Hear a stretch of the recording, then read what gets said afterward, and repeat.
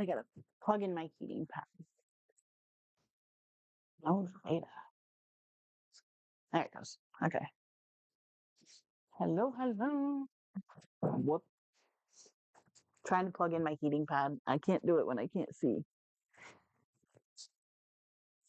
It's an upside down plug. I hate that. Yeah. That's why I couldn't get it because I couldn't tell which side was the big side. Hello, hello. Welcome in. Welcome, welcome. Mhm. There we go. Oops, that's the wrong button. There we go.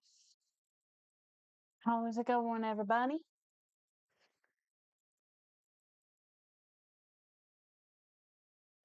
Sorry, my cats are distracting. Ugh. I was gonna behave and not do any more craft stuff today, but I'm kind of just sitting here, just wanting to do stuff, so I'm gonna go ahead and do it for now.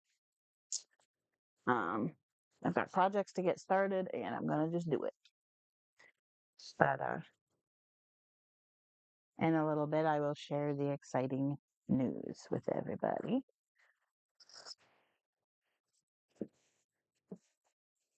We're going to cut out some scrunchies for now. I do need to wash some fabric, but I'm not going to do it tonight. Even though I really, really, really want to wash it tonight, I'm not going to.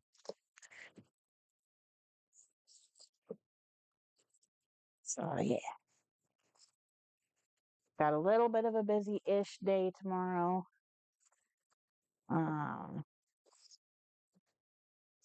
Doing fluids on the go tomorrow because I have an appointment and stuff like that. But I'm just horrible at sitting still and doing nothing. So one friend is busy doing D&D tonight with some of my friends. My partner is asleep, rightly so. It's 4 o'clock in the morning over there. My other friend's just taking a little chill break because of a headache. And so here I am. I need to throw my drain back on though before I throw. But where's it? Ow. Ow, ow, ow. There we go. Tomorrow is my cardio appointment with a POTS specialist. So I am excited. Not excited exactly, but I'm happy that I'm going to have somebody treating me that knows POTS. And hopefully, I'm hoping really much that they're not, one of those doctors who's like, oh, I don't do this and I don't do that. Um, because if it's the point of where he's going to be like, no, you need to get off fluids, then we're going to have some problems.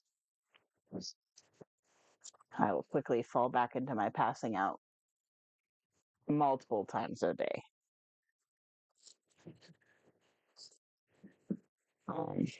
But yeah. So I don't know if we'll get many people, but I'll go ahead and share the excitement here in a few. There we go. This is going to be a scrunchie for a friend. I made 2B pads out of this. I want to get more of this fabric. I didn't see any of it today, so I'm kind of bummed that it might be gone, which makes me really sad because this was a last chance fabric. And yeah, I should have got more of it, but I didn't. So that'll make me a little bit sad, but it's okay. I have a lot of fun. But I did go to the fabric store today because I needed to get some bias tape for my drain bags that I'm making. Well, my drain covers that I'm making. And of course, I had to hit up the remnant bin. And those of you who are not crafters and do not know, when it comes to fabric and crafts or like fabric, um, when there's only a certain amount or less left on the bolt, it is then set aside as a remnant. And they basically mark those at half price. Sometimes they go on sale for half price of the half price. Uh, and so I always check there because they have a lot of cool stuff. With for my 2B pads, it's great because I can get like just a little amount of fleece and I don't have to buy a whole dang yard of it. Well, for fleece, a remnant is a yard and a quarter. Anything under that, a yard and a quarter or under, is considered a remnant. For like cottons like this one, anything under a yard is considered a remnant. And they mark it at half price. And they roll it up into a little ball roll, and my phone is pinging at me. Hang on one second. I need to listen to a messagey thing.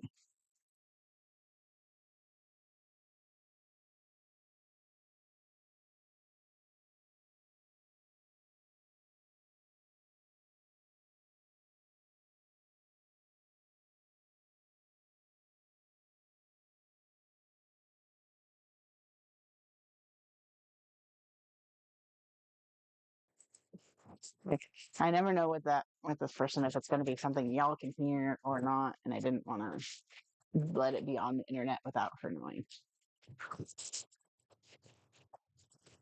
Not that she cares so much; she's been on my streams before, but I will respect it. I'm trying to be respectful of that with people. But anyway, went and got my things I needed. And bias tape, by the way, if you don't know, I'm being geeky here, and I apologize.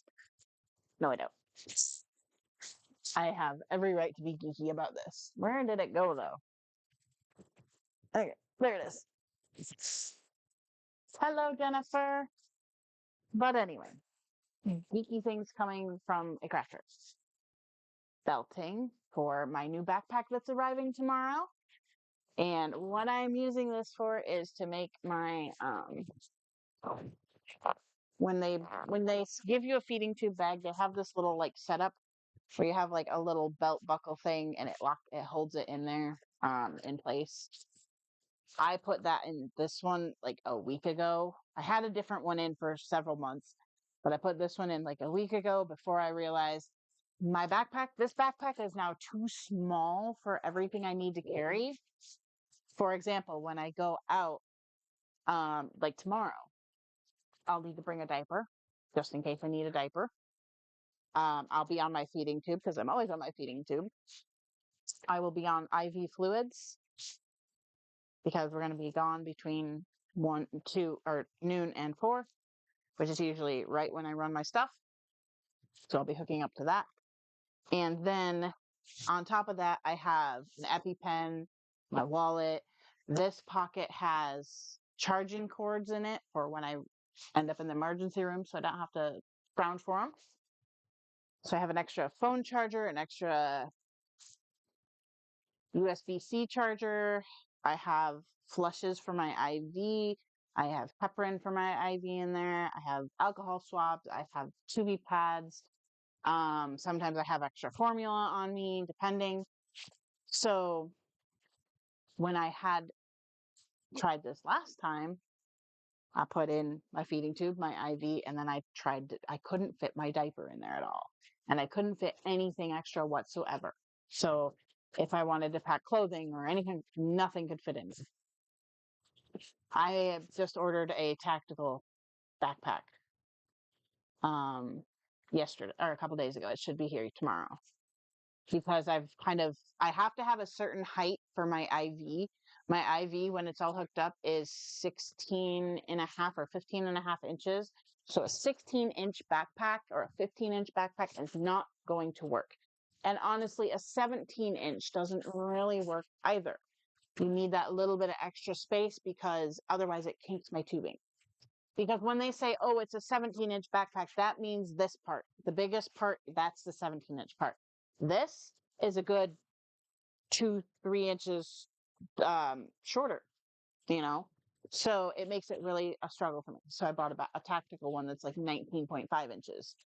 And so I will fit that for my feeding tube and my IV and pump because I am no longer, I used to have those little elastomeric balls. They were pressurized and it gave it to me. Now I'm on a pump and a bag.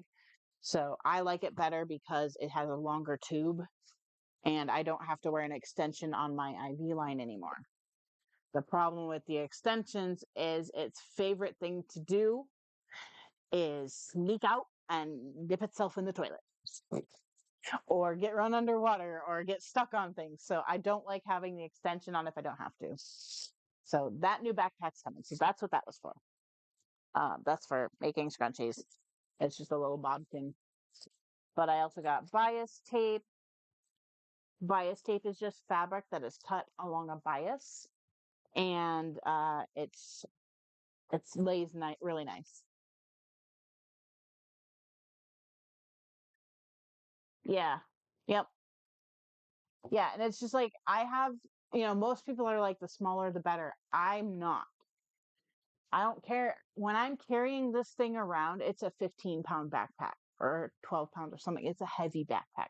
I'm carrying around 3 liters of fluids in there, plus an IV pump, plus a feeding tube pump. And they're not light. They're pretty hefty. I don't know what I did with it. It's somewhere around here. Where did I put it? Here? Oh, yeah, it is in mine. Okay. Like this is my IV pump, and you wouldn't think it's heavy to look at it, but this has some heft to it. And my feeding tube pump is about twice as heavy as this. It's not 3 times as heavy. It's big. It's chunky. So they're heavy. They're all metal and plastic and batteries and things like that. Um, but if you pick up, for example,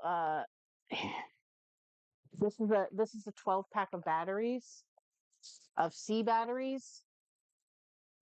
They're about the same weight. And when you add all these things together, like you don't really think about it, but imagine carrying around a gallon of fluid in a backpack on your back, plus this, plus the pump. It gets really heavy real quick. So I have to have a really decent, sturdy backpack. Plus, I spent $90 on this thing about a year ago. I went several months where I didn't use this backpack. I've been using it for maybe 6 months total, more like 4, maybe 5. And already this thing is wearing out. Where they have the opening in the back for my tubing, like the fabric is already coming out. That happened within a week of having it. This zipper down here, there's already a hole. I can't zip past that point. The bottom's already starting to wear out. There's like the zippers are all kind of. I spent $90 on this thing. It should have lasted me years, but it hasn't. So I decided we're going to go to a little bit heftier. So I got a tactical one. It is navy blue camo. But anyway, I digress. I did go to the fabric store and I got some fabrics and all.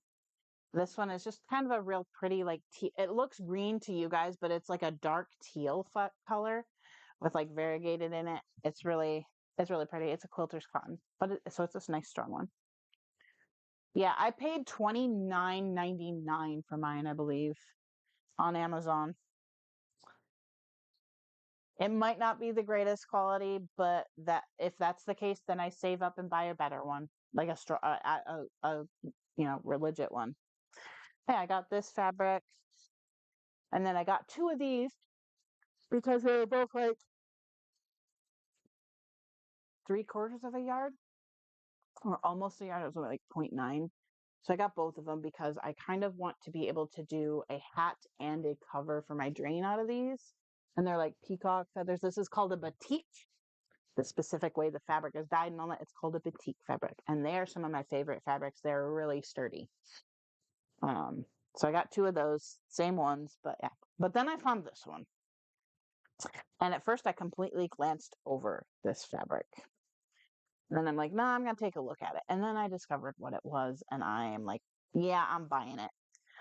But this is dinosaurs. It's basically like dino camo. And fit.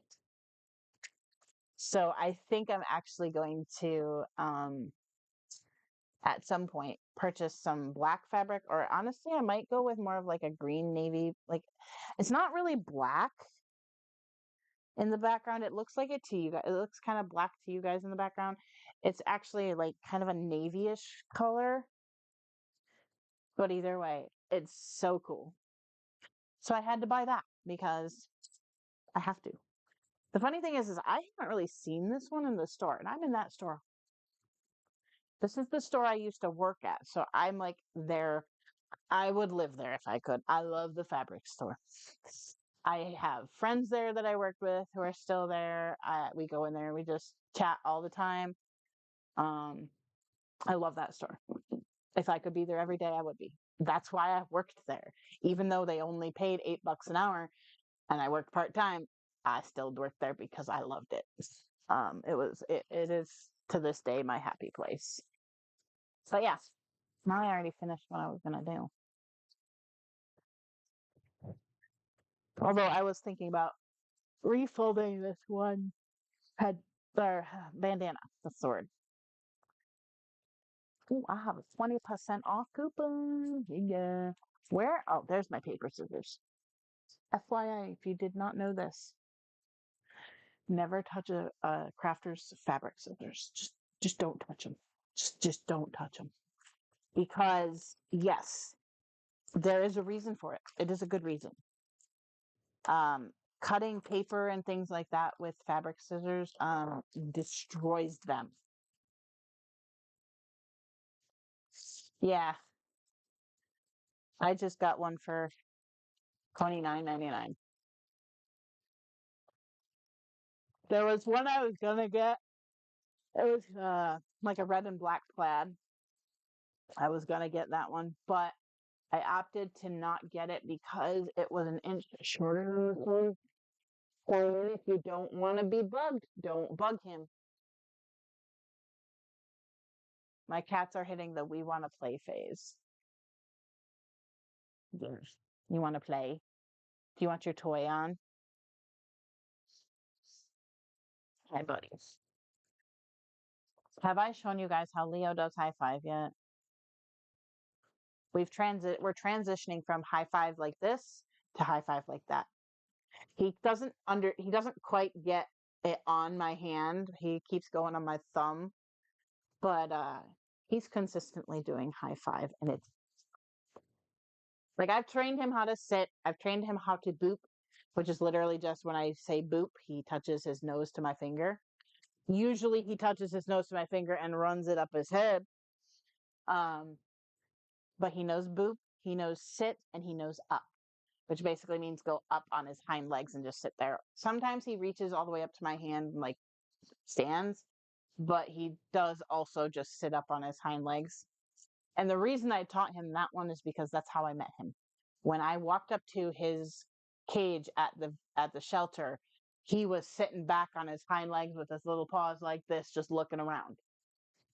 I also call it doing the bunny cat. Yep, that's one of the ones I got. Not the same one, but I got a 45-liter tactical. Yep. Oh. I also was naughty. Um, and bought some pins to go on it too. I got a pride flag one with the trans flag and the pride flag. Together, it's one pin. They're just crossing each other. I got a bunch of Pokemon ones, and I got some sloths because sloths are the mascot for gastroparesis because our stomachs are slow. But I got a few things for it, so I'm excited for it. It's kind of like how some women get excited about getting a new person. For me, it's my backpacks. It's my way to kind of be me and accessorize when I can't accessorize in other ways. But yeah. Okay. So the exciting news. I had a very important appointment today, and I was nervous. Some of you may know I had my appointment at the gender diversity clinic today. Mind you, it was telehealth, which is great for me because I do all of the ones I can telehealth. Um, just because our hospital is almost an hour away. So if we can do it telehealth, we do. Um, and talked with the guy, and a couple hours ago, My script for testosterone was filled. It is sitting at Walgreens waiting for me. I will be doing injections into myself. Yay! Um, but I'm starting testosterone. I have to wait till tomorrow to talk um, to them again because he had mentioned that we might have me come in and do a training on how to do injections. But I did also mention to him I'm pretty used to needles and doing injections because I did a blood thinner for several months. I get my port accessed every month, every week. So it's like I'm used to needles. I have no problem giving myself an injection. I know how to do it. So I'm not really worried about it. But I do want to make sure I get the confirmation from them before I start T that I'm allowed to just start it myself with the measurement. They told me, they tell you what measurement to do and all that. So um, I'm really excited. Uh, I'm nervous. I sent a message to my mom today. My mom, by the way, my family is very supportive of my transition. However, I'm still aware that this could be a tough transition for my mom to go through with me. She is supportive. She is using my name, my chosen name, and things like that. But going to the point of her daughter is transitioning to her son, actually, actually starting testosterone and stuff. I wanted to, kind of before I want to post it on Facebook because I have a few cousins on there that are going to be really excited for me and stuff. Like a lot of people are very supportive of me there. I surround myself with supportive people. I don't keep the negativity in my life. Um, so I did send a message to my mom and I'm like, hey, I understand that this could be a really upsetting thing to hear.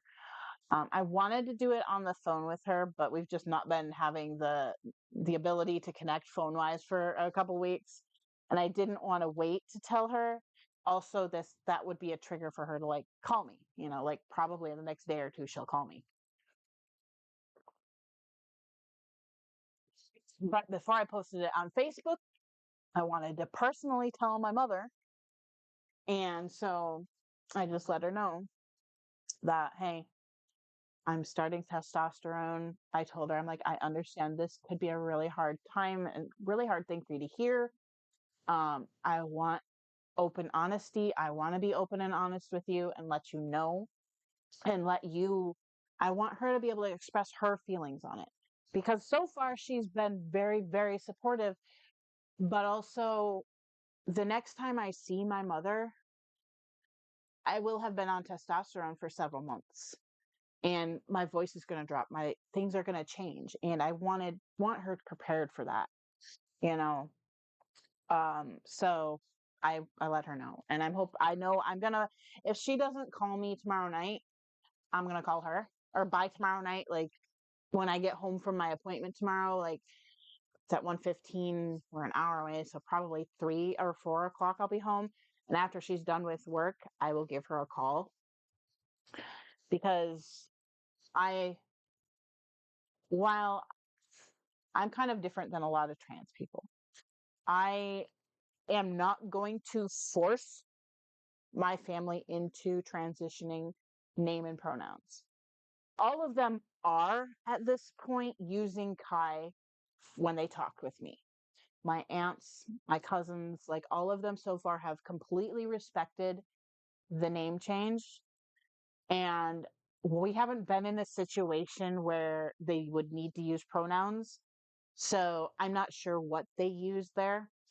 However, I'm not going to force my family to transition everything. I want them to, but my grandmother is also like 90 years old.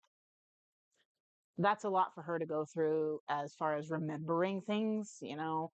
I do have one cousin who has transitioned before me. He's been on testosterone and transitioned for 8 years now, almost 9 years. And so probably not by the time I see my mother. I suspect we're probably, I mean, and I could be wrong. I will be happy if I am wrong. I suspect we're probably about a year away from top surgery.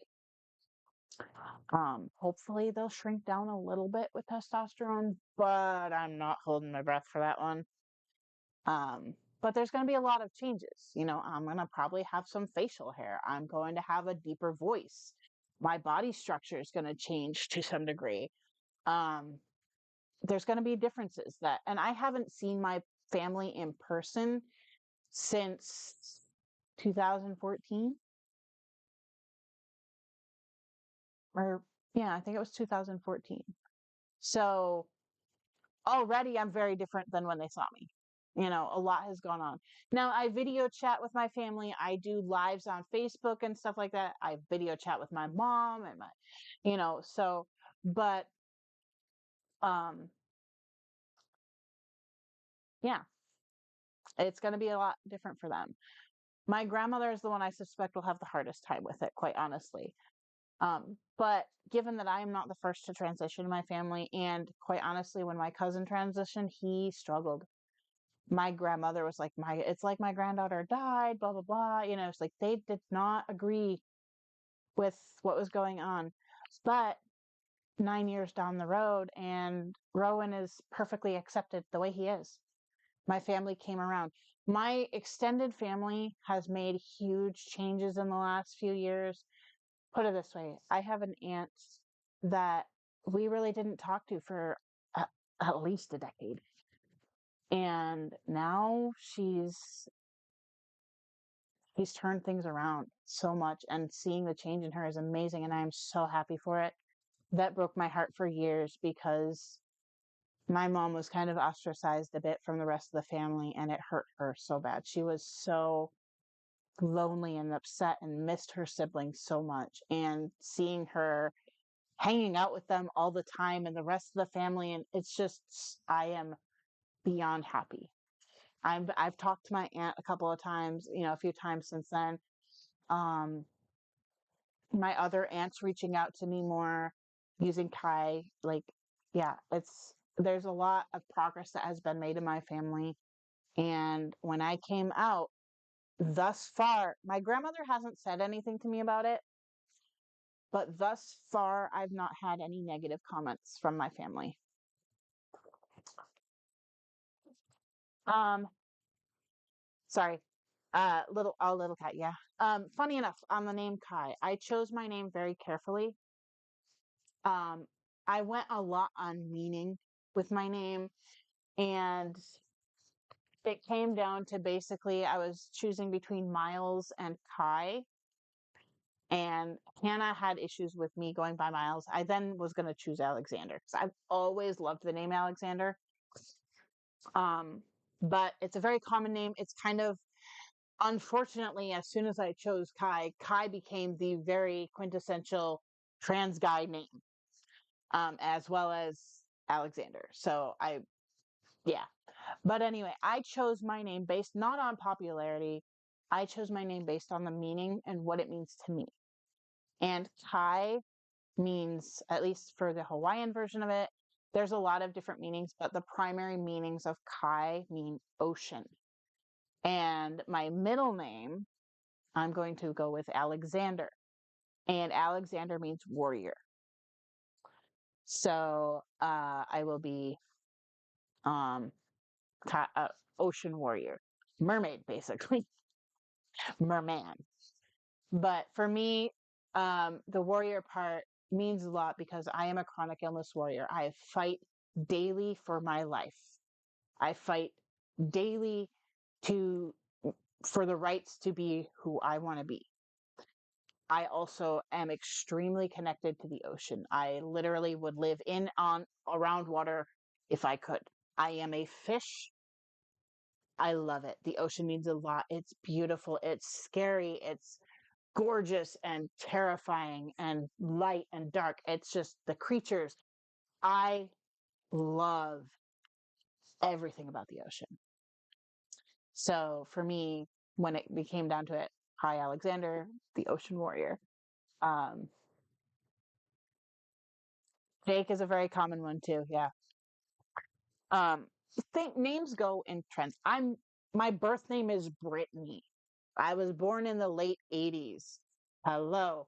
The amount of girls born in the late 80s named Brittany is ridiculous. I've always hated the name. I'm just going to put it that. Not hated it, but I never wanted to be Brittany. Y'all be a little kind to me. Yes. And as far as how are the POTS and other medical problems going? POTS wise, I'm doing fairly well. I'm actually seeing a POTS doctor tomorrow.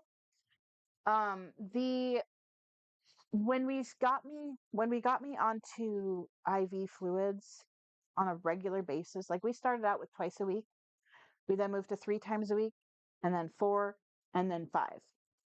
We're currently at 5 times a week. So Saturdays and Sundays, I currently don't run fluids. However, we are noticing that the weekend I'm struggling. I'm not feeling good. I'm feeling woozy. My heart rate's through the roof.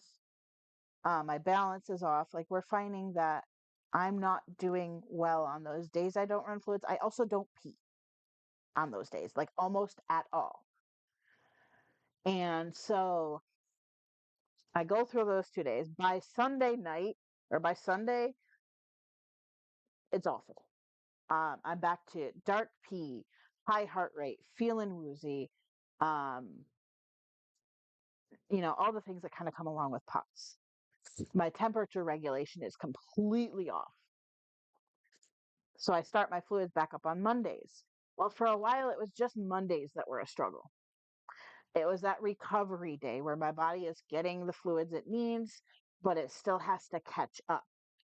Well, those recovery days are starting to get more and more. So for a while, it was like Monday. Now it's like Monday and Tuesday are rough.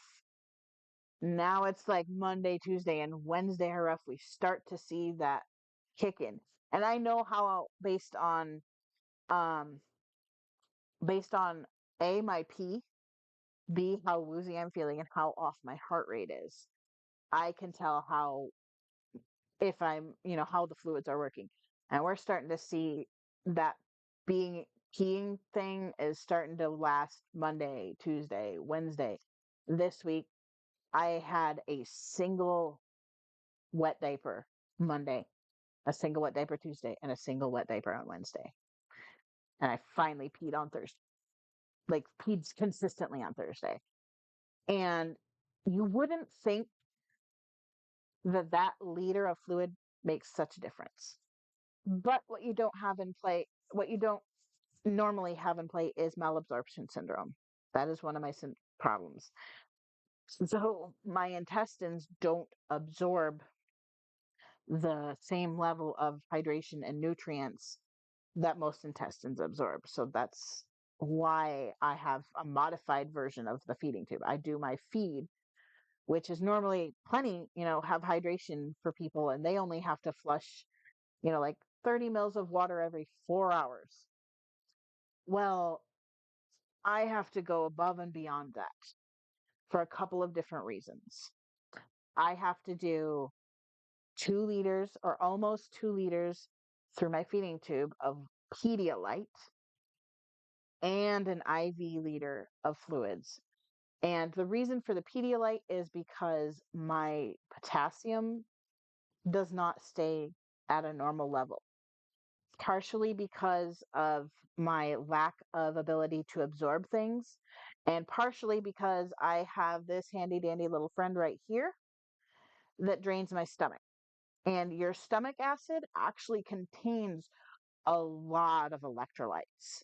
So when you're not getting that processing, like it just sits in my stomach all the time if I don't drain it. So my body's still not absorbing it. Your stomach doesn't do the real absorbing of things really. That's mostly in your small intestine, and then into your colon. The colon is the part of the body that absorbs the most water. I don't have a colon. Mine was taken out due to my other genetic disease when I was 18. And it took us until the last 4 years to realize how dehydrated I actually was. Um, anyway, so tomorrow I see an actual POTS doctor. I've seen cardiology for the last couple of years. My primary doctor has been managing my IV fluids for the last few months. And but she's like, before I asked her, I'm like, hey, can we increase my fluids to go daily or at least 6 days a week? So we only have one day where I'm not getting that extra liter. And she's not comfortable doing that without having cardiology follow me and approve it.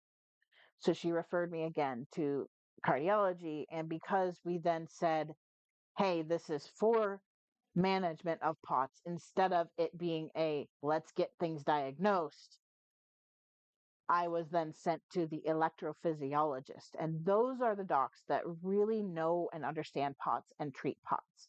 Cardiologists know about it, but they don't they they don't manage it as much and as well.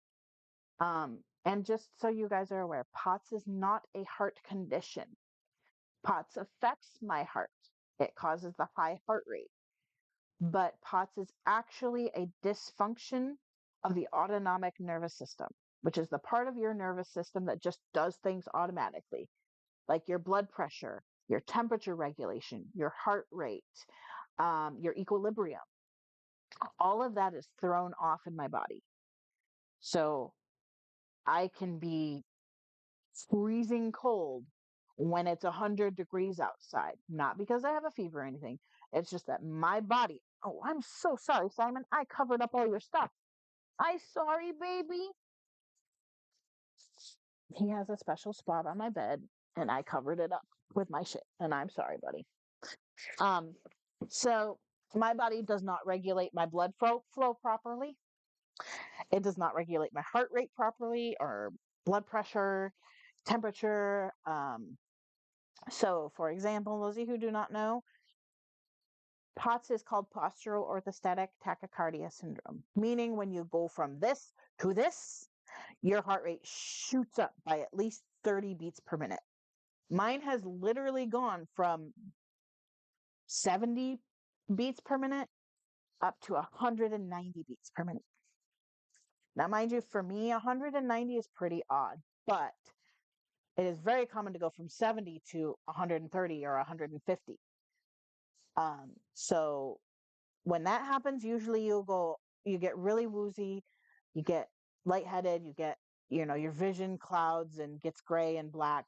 Your hearing gets all muffled and weird. You kind of get tingly around and then you pass out.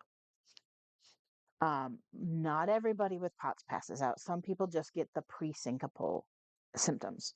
So they'll get to the point where it's like, oh my God, I feel like I'm going to pass out, but they don't actually pass out.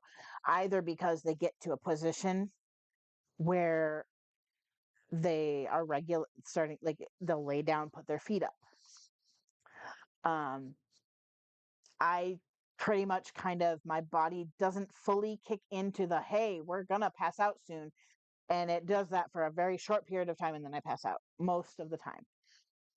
Yes, I can always tell when I'm going to pass out. Well, okay, that's not true. I know certain situations that almost always cause me to pass out that I don't get much pre-syncope for it. But typically, if I'm going to pass out, I can feel it at least 30 seconds ahead of time. But usually it's more like a minute or two where I'm starting to get real woozy and dizzy and I know go lay down. Or at the very least, go sit down. But the importance with POTS is getting that blood out of your legs because it pools in our legs and in our hands, and that it's not getting it back up to the brain and the heart and all that. So that's kind of what that is. Anyway, one of the things that can cause this issue in people with POTS is we have a low blood volume. Yeah. Um, but for most people with POTS, they find that we have significantly less blood than a lot of other people, but not enough to cause us to be like hypovolemic, um, which is low blood volume. Like you get certain symptoms, your blood work will show certain things. We don't get that necessarily because our bodies are so used to kind of compensating for that aspect of things. But this is one of the reasons why IV fluids work so well for us is because it puts more volume into our blood. Some people can get away with simply having increased water intake, which is what I tried for a good year. Um, but I have gastroparesis. My stomach does not move things through it. It sits there in my stomach for the longest I've personally clocked was 24 hours. But there are times where I've literally eaten something and some food does get through, but most of it doesn't. However, if it's a situation of I've been laying down for 2 days, my drain's not properly working, um, then I will notice that 2, 3 days later I pooped out things. And for me, in the past, I have no colon. Things go from here to there like that. If I, before gastroparesis, if I ate something within 30 minutes to an hour, it was already through my digestive tract. So it goes fast. Once we get past my stomach, it's very, very fast. My stomach, however, is very, very slow. Hello, John. I am sorry you got bad news today. Are you okay? I'm gonna continue kind of talking about what I'm talking about as um while you reply or whatever, because you guys are several seconds, like I don't know, it's like 30 seconds behind me. Um anyway, so tomorrow is the doctor for POTS. I am hoping that it's a he, I think, will agree to do fluids every day. Oh shit. Oh, that sucks, John. I am so sorry to hear that. I know that is not something that anybody wants to go through. What? Why are you looking at me? Sorry, the cat's over here.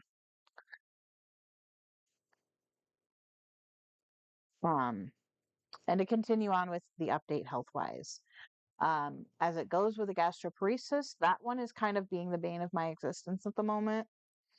Um, End of November, December, I started having a lot of abdominal pain and a lot of symptoms of an intestinal blockage. Those of you who are here all the time have seen that. I was in the hospital a lot in January and then again in January. Or sorry, I was in the hospital in December and then again in January, several times. What we currently see going on is recurrent signs of a partial blockage, which there's a few things that could be going on. It could be that, yes, I'm getting partial blockages. I do have a feeding tube in. When those are in the intestine, they can cause things to not work so well. So it could be from that. As it's a partial blockage, it means that some things can still get through. Um, it could also be a pseudo obstruction or pseudo blockage, which means your body is acting like there's a blockage, but there's nothing physically going on that would cause it to block, such as scar tissue, twisted bowels, things like that. Um, so, John, I will respond in one moment. I want to make sure I do that appropriately after I finish this. But I will, by all means, keep ranting, get it out. If you need to talk, go for it. Um, I'm just trying to keep the flow of the stream. So, but that is awful. And I can understand being terrified and needing to vent about it. That is some scary shit. That is life altering. And I went through that with my cousin's grandma. Um, we were pretty close with them too. It's my uncle. It's his parents. Um, she was elderly, of course, but diabetic and just didn't take good care of her body and ended up with an injury or something to her leg. Dog, get out of the kitchen.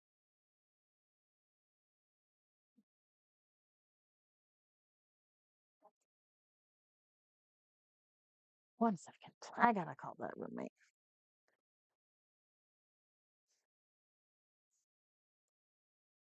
The gate should be up. They're going to bed.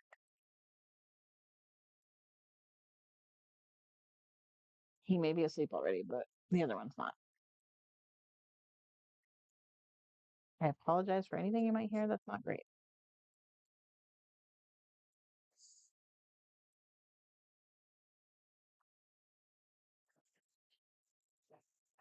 Lyrica!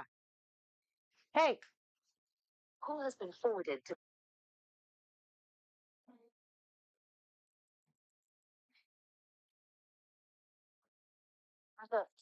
One of the dogs is down here having a heyday in the trash can and stuff. Andrew's downstairs. No, he's not. He's not answering his phone. I called him first. But Lyrica's getting in the garbage.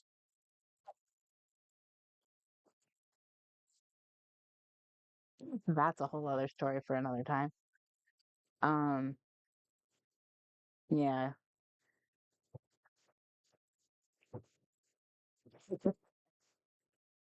More time.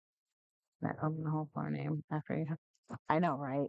Quite honestly, when it comes to the hospital, they so much of that hospital knows me. So much of the hospital knows me. And it's quite hilarious. Lyrica, get out of there. Andrew, I swear to God, have you been down here the whole damn time? Yes, he has. We're making popcorn and fucking it. He has to do it. Andrew Scott, you asshole. Rolling with this shit. My roommates are evil, you guys. I come down here, Lyrica comes, I'm like, what the fuck? And I hear the noise you're talking about. I'm like, the dog's in front of me, but the noise is still being made. What the fuck? Andrew's sitting with a shit-eating grin in your hand in the kitchen. What rang? His phone didn't ring. Down here. Yeah, I didn't hear him come down. I did not hear him come down.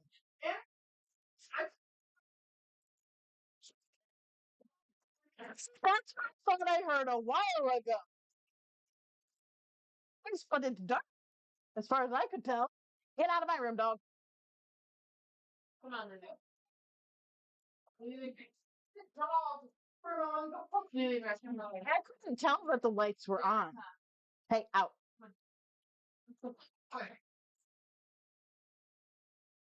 I can sort of see that from this angle, but not. No, because when I go to bed, that's annoying. Turn off the damn light and go upstairs, you little fuckhead.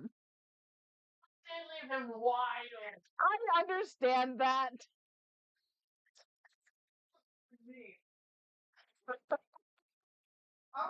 like finding Bertha. That's the first, second, third, or fifth time you've mistaken me for Melissa. Yeah. When y'all was Florida and I was gonna reveal myself next My stream says to kick you in the butt. time. Fucking hilarious. I'm standing perfectly still, flipping a Captain can over and over again with my teeth. Why is the kid out there? No, she came in and got it out yesterday.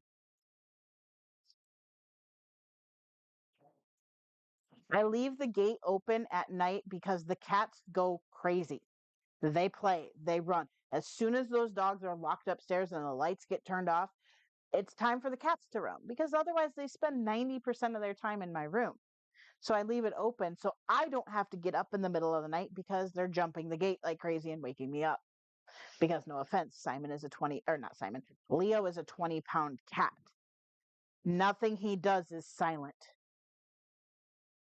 Simon, on the other hand, is such a precious being and so derpy that he only jumps the gate if the dog chases him. Then he'll jump it. But he is my precious being, and I will always open the gate for him. Leo, I make him jump it because Leo jumped it the minute we got it, and I know he can jump it. He does fine jumping it. So I make him jump it. Simon, on the other hand, Simon has been dealing with massive amounts of pain in his mouth. If you guys didn't know, Simon had surgery last Tuesday, so a week from tomorrow.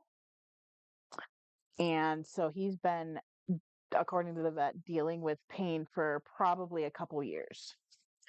And so he just had his surgery on Tuesday. He's doing really good. He's not in pain anymore. Some of the things that I'd had no clue were from his teeth have cleared up, like his sneezing. Those of you who have been around, he sneezes constantly. If he wakes up from a nap, the boy will sneeze like 10 times in a row. Um, it was because of his teeth that was happening. So yeah, he's feeling a lot better. He's back to eating hard food and some hard treats. He's already very picky about treats, so the ones that the vet gave us to help with their teeth cleaning and stuff, he's not eating them. But he is eating hard cat food, which I am switching my cats back to hard food. I'm trialing it to see how it goes. Originally, I transitioned them to wet food because Leo was having some blood in his stool because I don't think he was getting enough water with it. However, they're drinking water more now. So, with the surgery having happened and things like that, we're starting to transition them. And I kind of made that decision when I heard about Simon's teeth because surprisingly enough, chewing actually really helps them clean their teeth. Cats are very prone to not chewing their food. So cats are very prone to teeth problems. This is the second cat I've had in 10 years, in 5 years, that has had teeth. No, because Snitch's teeth got bad like 4 years before he died. So the second cat in 10 years to have those problems. Thankfully, Leo's teeth are pretty good. He does eat some hard treats for me. So he's doing a little bit better on that end. Plus, he's slightly younger than Simon. But he's always been more of a chewer than Simon. Simon doesn't eat table scraps except for meat and cheese. He will eat some of those. Other than that, he's like, no. He might lick yogurt. Certain yogurts. He will only lick certain yogurts and certain milk products. Cheese is his go-to. I literally had mac and cheese yesterday, and I was playing Minecraft while I ate, so I set it down for a second to do a thing in Minecraft, and he started trying to eat my mac and cheese. So cheese is his thing. But anyway, back to where we were. The bird is in the house. Oh shit. Oh shit. That's really rare. Birds don't often fly into houses. I have had them, but it's not often. She keeps watching the bird. Trust me, if you go to bed with the bird in the house, the cat will get the bird. It's going to happen. Be prepared for that. Um, Funny things I've had in my house before: squirrels, bats, birds, and the funniest, most unique one, I had a flying squirrel in my room one time. Back when I used to live in the country in New York, I had a flying squirrel in my room. I didn't even know they were in that part of the country, but there it was in my room. I thought it was a bird at first because it came like flying down and scurried under the bed, hanging on the ceiling fan. Oh goodness. She will eventually get it. Unless that bird has a real good hiding spot, it's gonna want to move at some point. And she's gonna get it. Okay. Anyway, back to other things. Let's see here. Um, as far as where we were at. Anyway, gastroparesis is kind of my bane of my existence. The blockages are one of two things, one of three things. It's either an actual partial blockage or a pseudo blockage, or it's a progression of gastroparesis. A lot of times gastroparesis starts at the stomach and it just progresses its way right down the entire intestinal tract. A lot of times it actually will affect the stomach, then the colon, then the rest of the intestine. For me, I don't have a colon, so it can't really affect that. but we are starting to kind of come to the theory that maybe what's going on is not a mechanical blockage, but just my intestines slowing down. So the little teeny bits of food that do get through, hello, Stephen, the little teeny bits of food that do get through could get stuck. But we're kind of working on that. Currently, we're not doing anything. Um, I do go into the hospital when the symptoms get bad. I suspect right now I'm kind of in a blockage phase. That's cool, Stephen. Um, I suspect I'm in a little bit of a blockage phase right now because like even with gastroparesis, even being on a feeding tube, I still get hungry. I still get food cravings. And the last like week, those cravings have been very, very minimal. And anything that I am eating outside of yogurt, any actual food I'm eating is immediately making me want to vomit. Thankfully, my drain is working and it's pulling that out pretty quickly. There are some things it doesn't pull out as fast. Like yesterday with the mac and cheese, I had bacon, it had bacon bits in it. I'm never doing bacon again. It doesn't drain well. This is like the third time I've tried it and it doesn't drain well. It gets stuck in there. Blah. So I'm swearing off of bacon. Thank you, Stephen. Um, but right now we're just kind of managing things. Our current thing with gastroparesis is I'm dealing with that abdominal pain like crazy. We're talking like between a 6 and an 8 on the pain scale. It's keeping me up a lot of nights. I'm not able to get comfortable and sleep. I'm normally a side sleeper. Since my feeding tubes, that's been a little harder to do, but since this whole abdominal pain becoming constant, that's been even harder. So I'm trying to turkey bacon is not going to work either because of the consistency of it. It turkey bacon does break down a little bit more, but it's also just it likes to clump together and things, and it gets stuck. Unfortunately, when you have a stomach drain, it's a very small tube in comparison. For example, go ahead. Take a pencil for example, a normal number 2 pencil. My tube is smaller than that. So it's really hard for things that are crunchy and don't break down like meats. It's really hard for those to get through, especially pork or things that are fried. Those don't go real well. So I can do some chicken if I chew it really, really well. Beef, I can't do any ground beef or any sausage or ground pork, like nothing that is a ground consistently. I can't do it. Um, but chicken, if I chew it well enough, and some beef, if it's cooked properly, if it's tender enough, it will break down enough for my drain to handle it. For example, I get canned roast beef, and I put like barbecue sauce or something in it, some sort of sauce in it, and that if I chew that well enough, it drains just fine. Um, Funny enough, bread is very bad in my drain. I am one of the rare people that bread is bad in their drain, but it any gluten bread, turkey goes okay-ish if I do white meat. If I do dark meat on any chicken, I can do some dark meat in some forms. Um, but typically dark meat, while it's a little bit greasier, it's harder to break down. So chewing it isn't enough. And like I said, my stomach doesn't digest.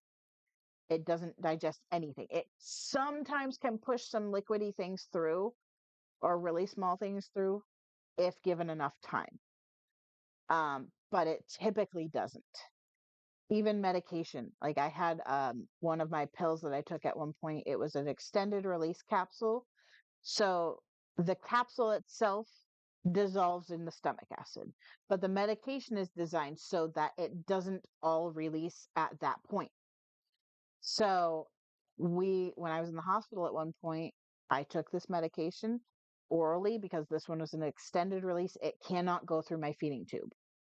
So I had to swallow it. Well, I was draining my stomach at the time. So when you take oral meds, you stop draining. And typically they say wait 30 minutes. We waited an hour. They hooked my drain up and immediately saw the little beady medication coming through my drain. So we turned it off. We tried it 3 hours later, hooked it up, still little medication balls coming through. We then tried it at the 12-hour mark, still had medication coming through. Finally, around the 24-hour mark, I hooked up my drain again and nothing came through of the medication. It took 24 hours for my body to get that medication out of my stomach. And that's what it does with most food. There are a few times where I've had like a tomato and the skin makes it through, but nothing else will. So what I can eat is very, very limited. How about fish? Most fish does not go well, which is really funny because fish is the easiest to digest food. However, we have to remember I don't go through the digest portion. I chew it, it comes out my drain. Like within, if I take a drink from my juice right now, within 7 seconds, it's out. It's coming out my drain. Food takes a little bit longer than that sometimes. It starts draining right away, but it takes longer to get it out. Um, so it's kind of, I stick to very few foods. I can't do any bread with yeast in it if I don't want a problem. And if I do bread with yeast in it, I have to have a lot of fluids with it or like a hot coffee. Um, so I typically stick to yogurt. I do a lot of yogurt.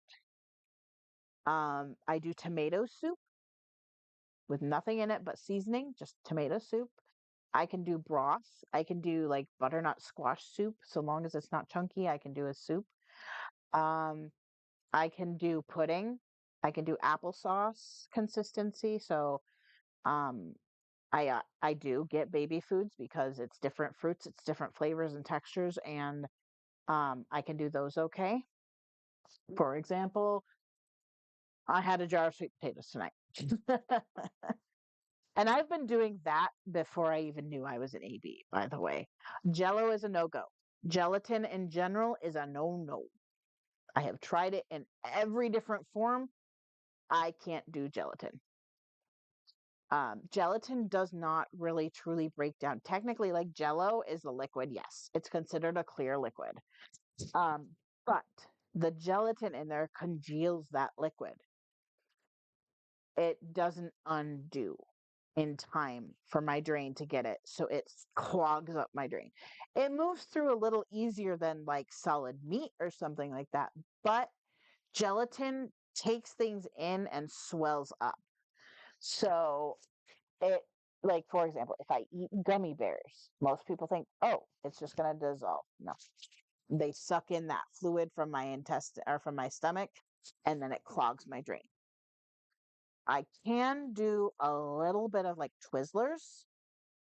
Um, Sometimes I do gummies, depending. I recently discovered we have a new candy shop in town. It's like an old-fashioned candy shop, and they have vegan gummies, so they're not made with gelatin at all, and those break down beautifully. Um, but on that, John, I will say you have to be careful with baby food. For example, I only do fruits and vegetables. I don't do anything else. Okay, a little bit of oatmeal too. I have one that's like apple, cinnamon, and oatmeal. But I don't do anything else. The problem with an adult doing baby stuff is that the nutrition content is different. Babies need a lot of fat, a lot of protein, a lot of vegetables. But the problem that gets us is the fat. So that's not so much a problem in things like fruits, especially when it is like this one. the beech nut naturals, there's nothing in this outside of water and sweet potatoes. That's it. So these ones I get oftentimes. But I don't get the ones that have all that added crap. I don't get the ones that have the meats or the grains for the most part or are fortified and stuff like that. I only get the ones that are literally like water and the fruits and vegetables. And honestly, I don't do vegetables outside of squash and sweet potatoes. Sometimes I can tolerate ones that have avocado in it, but that's about it. And zucchini. Zucchini I can do. If it's mixed with other things. And honestly, I would probably eat baby food if it was if it's zucchini baby food because I love zucchini in every way, shape, and form. But I stick to as vegetables go, I stick to sweet potatoes and butternut squash. But I do all the other fruits, bananas. I have a blueberry pear one out there. I have apple, strawberry, mango, pumpkin. I guess pumpkin is technically a vegetable. But well, no, pumpkin is technically a gourd, but I can do pumpkin just fine. It's like eating pumpkin pie. No, I can do pumpkin. That's it. But those kind of things, the squashes I can do. Anything outside of that, avocado. I like avocado, but it does need to be kind of sometimes paired with something as far as the baby foods go. Natural. Now, if it's just like, if I could do this, I would straight up just eat an avocado. I literally used to just cut up an avocado and eat it. So I love avocado, but it does produce a little bit of an aftertaste and a weird texture to it when it is mashed up like that. But sometimes I do it depending. Um, and Stephen, as far as feeling bad about feeling sorry for me, that's understandable. To be fair, food has caused so much pain and vomiting in my life that I'm kind of okay. Like there, don't get me wrong. I still every day I do consume things orally. It does not get digested. It does not help me nutritionally in any way, shape, or form. But I do usually every night I eat a couple yogurts. Tonight I had canned beef with barbecue sauce. Um,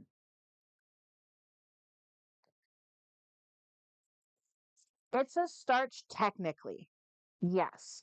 But funny enough, I can do sweet potatoes pretty well all the way around. Even if I were to bake a sweet potato and mash it up, I can do that. However, I can't do any other form of regular potato except for mashed potatoes. It is definitely, while it's still a potato and it's still technically a starch, actually, sweet potatoes are incredibly healthy for you. Potatoes are too, but potatoes are a little more on the side of they're not as good for you because they are a starch. Whereas a sweet potato lends itself more to the vegetable side of things, to the squash side of things. Um, it's called a potato. I would have to look into it to see if it's actually the same kind of makeup as a potato, but doctors, nutritionists, everybody tells you sweet potato over regular potato is good. Sweet potatoes are really good for you. There's a lot of nutrients in them. I can't, and I've tested this theory out. I have tried so many different forms of potatoes. French fries are a no go. I love them.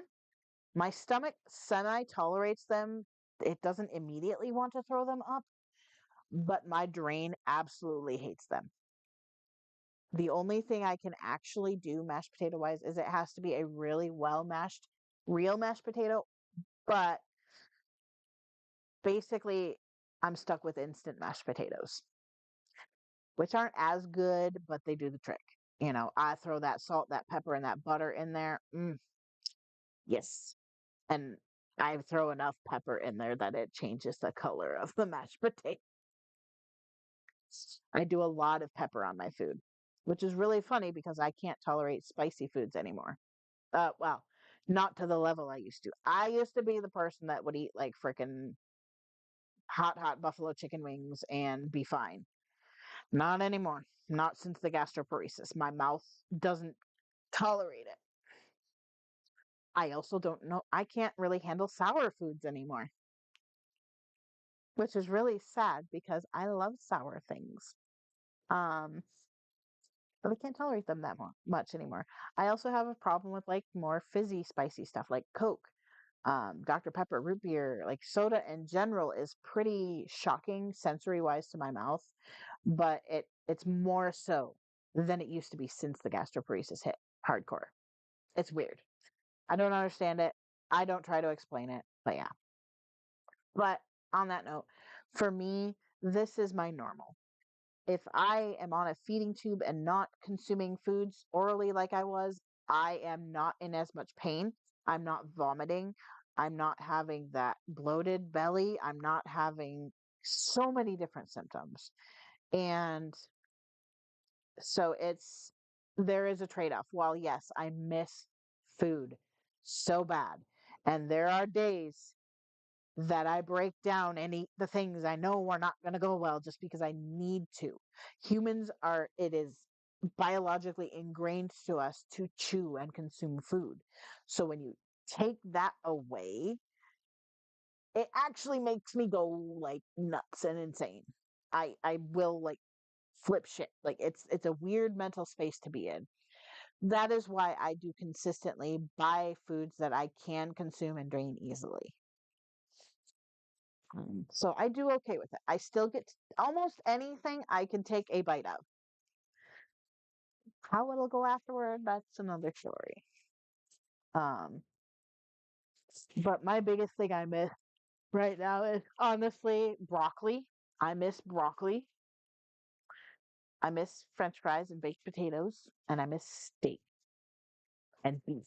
And like it's St. Patrick's Day coming up before too long, and in the past I have always made corned beef and cabbage and potatoes, and I eat that. I will my partner in the past has not liked corned beef really, so I would make it and I would eat that for a week straight and I'd be happy. And now it's like that's a $20 cut of meat or whatever, and I can't justify necessarily spending that amount of money on something that I'm going to drain. Um, plus with the mast cell, corned beef might be a problem. I have not had corned beef since mast cell hit, so I don't know how it's going to go. I would like to try it. I probably will try it. But as it is not fermented, but it's kind of on the fermented side of things, it can cause mast cell attacks. So at least you can still have your coffee. I do still consume coffee, even though I don't get the caffeine effects anymore. I still do drink coffee because I honestly, truly enjoy coffee so much. I've been drinking coffee since I was 13. I started drinking coffee to help with my migraines, and that is one that I will continue to do till the day I can't anymore. And yeah, it's it's a little bit of an expensive habit when it's something that you drink or that you drain. Now, mind you, I was drinking 1 to 2 cups of coffee a day. Now, because I'm not drinking it for the caffeine effects, it is still very much so oftentimes part of my morning routine is I'll get up and make a cup of coffee, but it's not every day. But then there are other days where it's like, I can now drink coffee at midnight and it's fine. I don't get the wake up effect of caffeine. So that part I love because I can drink coffee at any point in the day and it's not going to affect me. And that I love.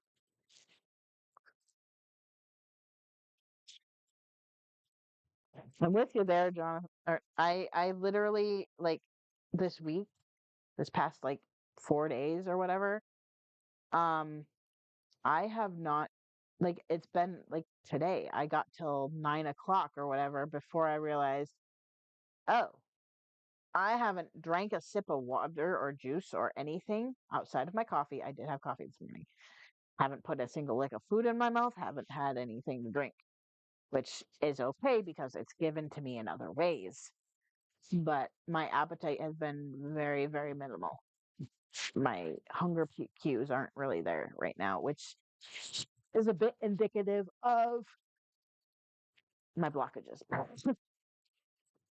So coffee can helps your allergies sometimes. That's an interesting one.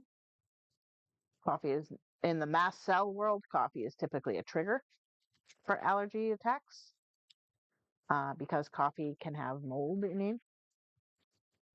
Because of the way they roast the beans, they get kind of like the spores are there. Well, it's not mold. There are sometimes mold spores in it. So for some people, that's a huge trigger. Not so for me. But also because my body doesn't process the coffee. Like so many of the mast cell people are, first off, I think they're creating some of their own problems at times because the minute they have any symptom from a food, they cut it out completely.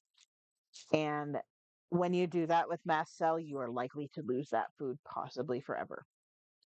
Um, so for me, I do not cut out a food until I've had, that's not true. I have done it with a couple of things that have caused an instantaneous anaphylactic, my throat is closing reaction, such as Milky Way candy bar, or not Milky Way, Three Musketeers candy bars. I ate one that big, and within seconds of chewing that, my throat closed, and I had to use my EpiPen and go to the hospital. That one I never ate again after that reaction. However, one of my other really big trigger foods is slow cooked pork or like pulled pork type of deal. But I ate that for up until like 2 years ago, maybe. And I noticed that when I ate one of my mac and cheeses that I eat all the time, I got flushed, which is a mast cell reaction. I got my face flushed, and I ended up like breaking out into hives. The following time, I had the hives, the flushing, and I immediately threw up. Not from gastroparesis. This was a mast cell reaction. The third time that I ate pulled pork, I had all of those symptoms plus my throat closed. And oftentimes with an allergy, if you are consistently exposed to it, it could cause the reaction to be worse every single time. That one shocks me because Mountain Dew is basically liquid poison. But anyway, mast cell wise, I'm doing okay. Um, both of my kitties are asleep right now. I'll show you. Simon is right there in his bed. This is the hoodie that I made my partner, well, that my partner commissioned me to do. They wore it for a few months. When they came to visit, they left it with me. I wore it for a while. Well, in the last month, the cat has stolen this hoodie. He sleeps on it nearly 24/7. So it is now his. He has also recently stolen my Squishmallow that you can't, that little orange thing over there. Yeah, that's a Squishmallow. He's also stolen this. This is my kitty plushie, we call it. I bought that plushie for my partner. And when it arrived, my partner's like, nope, you're not sending that. You're taking that to a hospital with you because I had gone to the hospital and they're like, you're taking it to the hospital with you. And it's going to be every time you need a hug from me, you hug the plushie. So it became mine. And now it's the kids currently. We will eventually move on to another thing, but currently that is his. Those things are his. He loves those three things. He's like, he literally uses the plushies as a pillow. He literally snuggles them. And then Leo has found a new spot. Leo is my cat that adopts a spot for a while and then it changes. Like, give it a week and he'll have a new spot. But he is always one to find hard surfaces, flat, hard surfaces, tables, floors, desks. He's a weirdo. But we organized my room and rearranged some things. And now this drawer thing got moved over here. And he's been on it all day. My roommate just put that little pink blankie thing on it for him because he's like, oh, he needs a blanket. He doesn't. This cat seeks out hard surfaces. He don't need a blankie. But he does like soft ones. He loves to knead on blankets. Yeah, I'm trying to unplug my computer for a little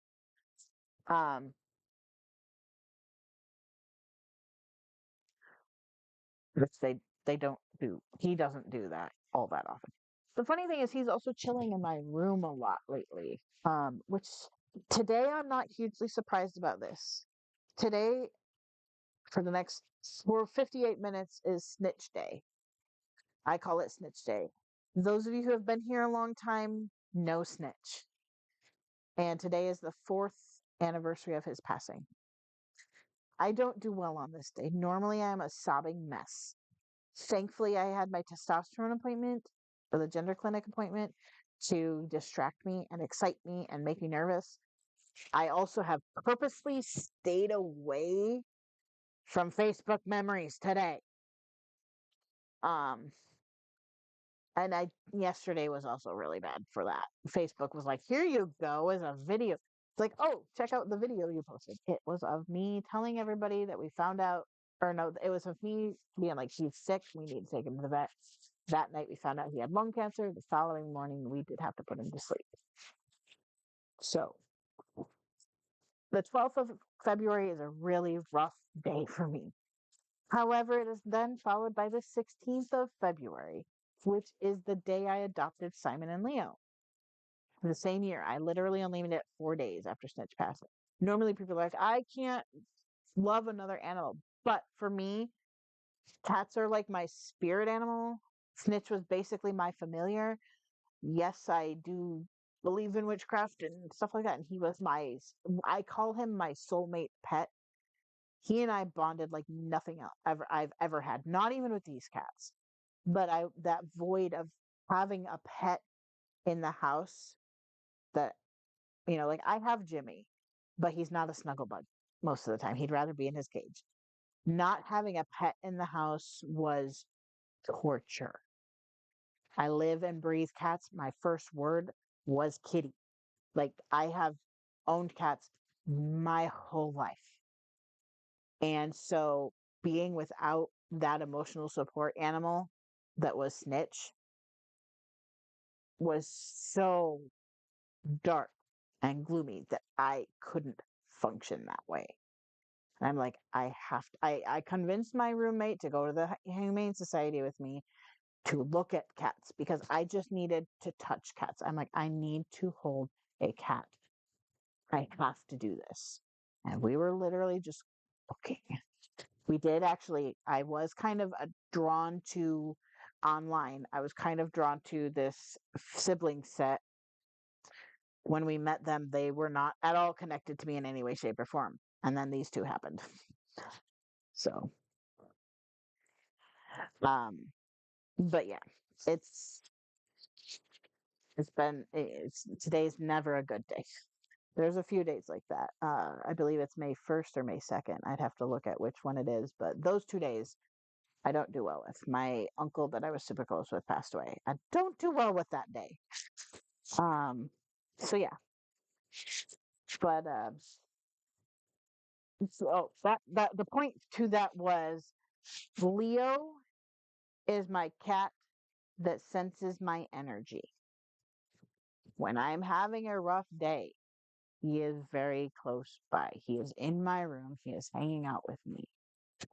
He's always more snuggly, more affectionate on those days. Simon is my physical kitty. He knows when I'm not physically feeling well. Leo is my emotional one. But they're my babies. They're my world. I nearly fainted when I found out Simon had teeth problems just like Snitch did.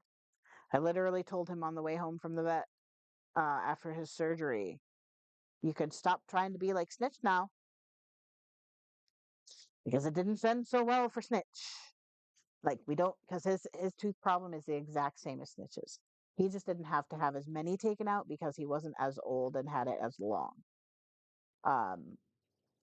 But then a few years later, Snitch died. Like 2 years after he died. So I'm like, you can stop being like Snitch now. I don't need you dying on me. He's he's looking good. The vet said he is very healthy outside of his teeth. Hey, my good boy. Yeah, you're my good boy.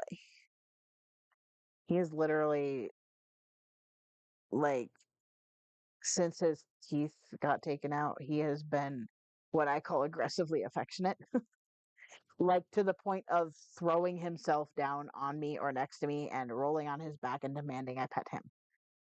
Um, what he's doing right now. He's like, "Oh, you need pet me." I literally like set my hand on his belly and he rolled over, or on his side, and he rolled over for me to pet his belly. Yes, and you're doing it again. I know you're so precious. But yeah, but mast cell wise, I'm doing okay. I am still having mild reactions every day, but knock on wood, we haven't had a severe reaction in a while. Um, we're really seeing a lot of stabilization there. I think my last reaction was when Andrew cooked and cut onions a few months ago. Yeah, that one was not fun. That one required epi and many, many, many milligrams of Benadryl. So yeah, we don't cook onions anymore. We don't keep onions in our house anymore. That's how bad it is. I cannot be around onions until they are cooked. Once they're cooked, I'm okay. But the process from raw to cooking, the cutting, the being in the yeah, I can't like cooking onions. I can't be around. So it's weird. It's weird, but it is mildly common with mast cell. Um, but outside of known triggers, at this point, I'm fairly stable. I will say that in the last since when was my appointment with the surgeon? No, my appointment was not with the surgeon. Uh, right at the end of January, it was like the last 2 days of January, I saw pain management. And they decided to they want to do a nerve block on me, but they wanted me to wait till after my appointment with infectious disease this week to do the injections. They want to make sure because we do know that it was in my belly. They don't want to be putting needles in there without the you're clear of the infection thing. Even though I've been off antibiotics for about 10 days now, he wants me to wait. So I am. But I was at a point where it's either I go to the emergency room and hope to God they treat the pain, or I smoke some weed. There are risks to both. Doctors are not very willing to give pain medication without, with what's going on with me. When you have gastroparesis, they don't like to medicate you with narcotics in the first place because it can slow down the digestive tract. I am allergic to NSAIDs, so ibuprofen, naproxen, I can't do those. I can do some Tylenol, but I am also kind of reactive to weed. Um, very reactive to smoking actual plant. Gummies I cannot do because of the drain. It doesn't get into my system that way. We have tried a tincture, which is like you put it under your tongue and let it absorb. Those don't work. The only way I can get it in is through vaping, but it makes me insanely itchy. So we have a little bit of a turnoff. I manage pain to some degree, and by managing pain, it literally takes it down like just enough that I'm okay to sleep on my bed. It takes it down just enough. It does not by any means make me comfortable. I also have not really been getting like I'm not like not getting high from it. Um, it does, however, put me to sleep really well. As far as naps, it makes me take a nap. Let's just say that. But it does put me to sleep. But the turnoff is that I've had to do a lot more Benadryl lately than I usually do. Normally, on a good day, I can get away with a single dose of Benadryl at night when I go to bed. Lately, like today, I haven't had to do any, but I've also only had 2 hits off the weed pen. Um, the last week, I've had to do Benadryl 2 to 3 times a night, and then during the day, if I was vaping the weed, I would have to do it then. So, and when I say I take Benadryl, I'm not talking just one. I am at a point where I have to take 4 because I don't absorb anything normally. So a normal person does. I absorb maybe half of that. So my 100 milligram dose is basically like a 50 milligram dose. Now, if they're giving me IV Benadryl, that's a different story. But I can't get IV Benadryl at home at the moment, so I don't have a choice. Hey, Wildon, I am doing okay. I'm a happy boy. I get to start. Oh, excuse me. I get to start testosterone. It's actually sitting at Walgreens right now down the road. It literally sent me a text about 10 minutes after we got home from the store that it was there. So, funny thing, I had my nurse today. Hannah had therapy. After that, we went out to the grocery store or to the store. Went to the fabric store and I went to Walmart because I needed cat bowls and I needed a new phone case. So we went and did that. I came home, had my appointment, and the doc's like, okay, I'm sending over a consent form that I need you to print and sign and scan in and send back. Well, I printed off the thing, and wouldn't you know, my printer was finally out of ink. I knew it was out of color ink, but it still had black and white ink. And as of today, it didn't print the 3-page thing. So I had to go back out, grab ink, come back. And I loaded the ink into my printer, sat down on my bed, and it's like, hello, your testosterone is ready to pick up. And I'm like, okay. But I'm not going back out today. I have to go out tomorrow for my appointment. So I'm going to just get it then. Even though it's literally like less than a mile away. No. Maybe taking Benadryl before you do the weed make a difference. No. I mean, yes and no. Either way, to do weed, I have to take Benadryl. It doesn't really make that much of a difference whether it's before or after. Yeah, and printer ink is so fucking expensive. So normally I like to do I used to do the HP Instant Ink thing, but that was like $10 a month. And there were some months where I used it all up, and then there were other months where I barely touched it. And I knew coming off of my business, when I got sick and had to stop doing my business, I knew I wasn't going to be printing very much. So I'm like, okay, I'm going to stop that. So we did that. We bought regular ink cartridges because, funny enough, the ones from HP Ink, if you're not paying for the service, it's got a chip in it and it will stop using it. Even if there's still ink left, it will stop using it. It won't let you use it. So we went and bought regular XL cartridges. I'm finally out of that. But literally, for the tricolor cartridge and the black cartridge, for the XL, it was $85. For the regular size, it was $60. And I'm like, this is fucking nuts. Why was ink that expensive? But it is.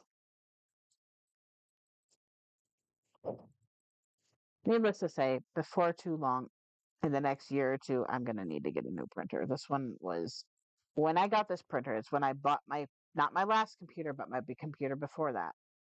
Um, I got it as a deal. If I bought the HP laptop, I got the HP printer scanner for $20. So I got it. It's been working great for the most part. It has some issues, but it works pretty good. Um, that computer is since long gone. My ex-roommate kind of broke it. It was already starting to die. It was not a good laptop in the first place. It was a very cheap HP laptop. We're talking like $300 type of deal. Like it was really cheap. The HP ink cost me $60 today.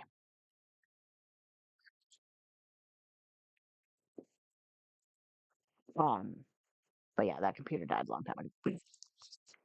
I have had since then. I've had another laptop. That one died, and now I'm on my nice, beautiful gaming laptop that I love.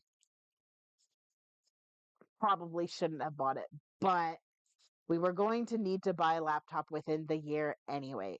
I was literally duct taping the power cord in because the battery was so bad that it wouldn't charge anymore.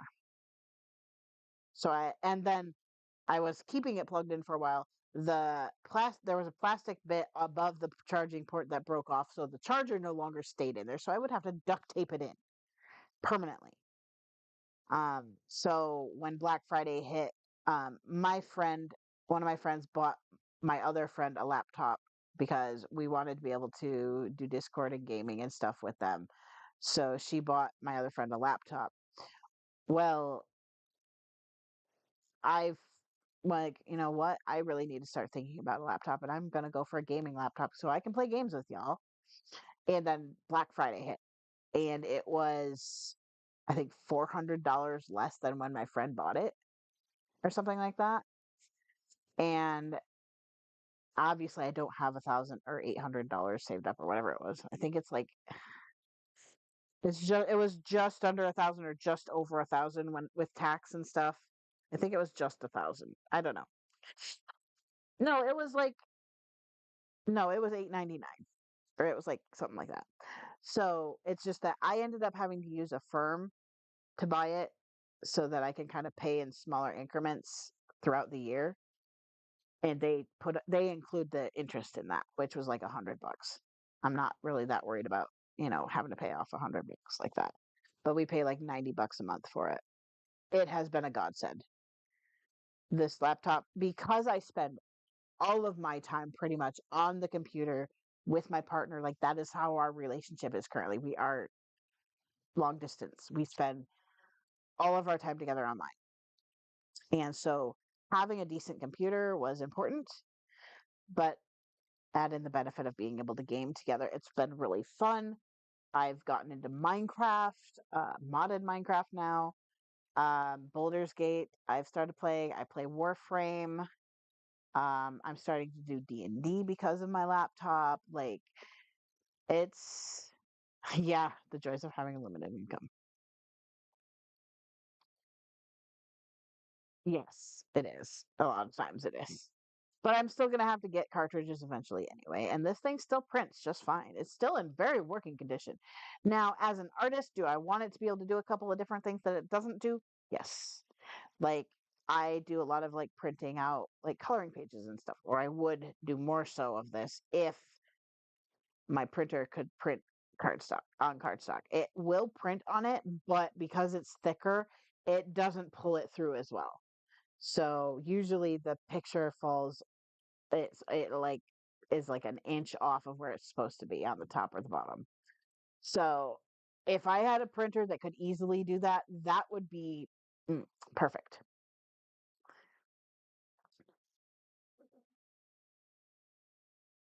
Uh, Jennifer, I am actually planning on purchasing that for me and my partner for Valentine's Day.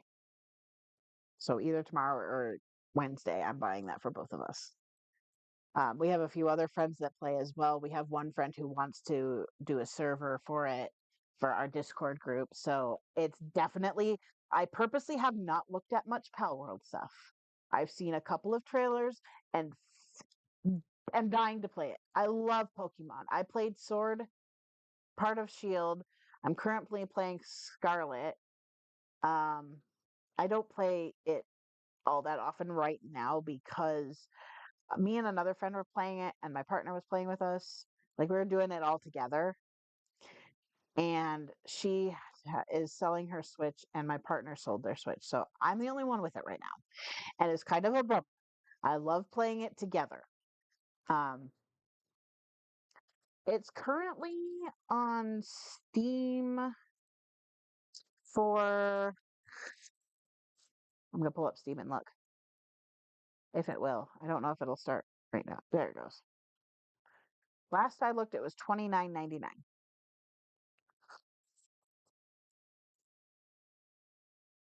Oh, I wasn't logged into Steam. That's why it's taking longer. I also play a little. I'm starting to play some Lethal Company. It's not my favorite game, but I will play it. If my friends are gonna play, I will play. I don't know what you are, but you're going away. I am looking at library. No, I'm looking at store. Um, pound. It's currently $29.99 with the soundtrack bundle 34.18. I don't know where you saw it for $26.99.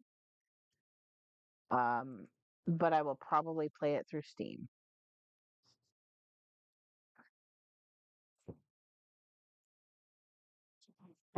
In April, I believe. We had a year subscription with my partner's ex. They only dated for a month, I think it was, but we had a 1 year subscription with her, and in April that's changing. Whether or not we're not sure whether I will take over the Switch thing, whether we'll do the year. Currently, m- most of the people I play the Switch games with aren't able to play them. So I'm not sure if I will renew it right away. At least not the family plan. Um, but I might renew for like the single person thing. We'll see. Because I do still want to be able to play that. I do still bring my Switch with me to the hospital and things like that. But with getting into these other games with friends, I'm not playing my Switch as much right now. It still comes in handy, especially when I'm at the hospital in the ER. It still greatly comes in handy for those things. But if I'm going to game with people, it's going to be PC gaming. So mm, I'd rather put that money toward like games that I can play with everybody. You know. But Hell World, I'm buying it either tomorrow or the day after. I've literally kept $100 on my other card so that I don't touch it because I didn't get to buy anybody Christmas presents this year. I didn't, and it broke my heart. Um, Thankfully, I have friends who don't care about that. If they give me gifts, they don't expect anything in return. Um, I no, I did buy Chloe a gift. Chloe, I went halvesies on Boulder's Gate 3 with another friend. Yeah, that's true. I hands down prefer PC gaming, which is really funny because like when I first started PC gaming a few months ago, my hand-eye coordination was it was horrible. To the point of like I'm not playing Minecraft unless I can use my controller. And I was going to buy an Xbox controller because my Switch controller works for Steam, but it does not work for other stuff, like Minecraft. So um, I was going to buy an Xbox controller so I could control, and I may still do that at some point because with my EDS finger, as you can see, this finger does weird things. It doesn't move fluidly like the other ones. It gets stuck. Both my pinkies get stuck. So for me, pressing control while I'm pressing W is actually a very painful process. So I have to switch what my keys are and everything, what they do. So using a controller eliminates that pain.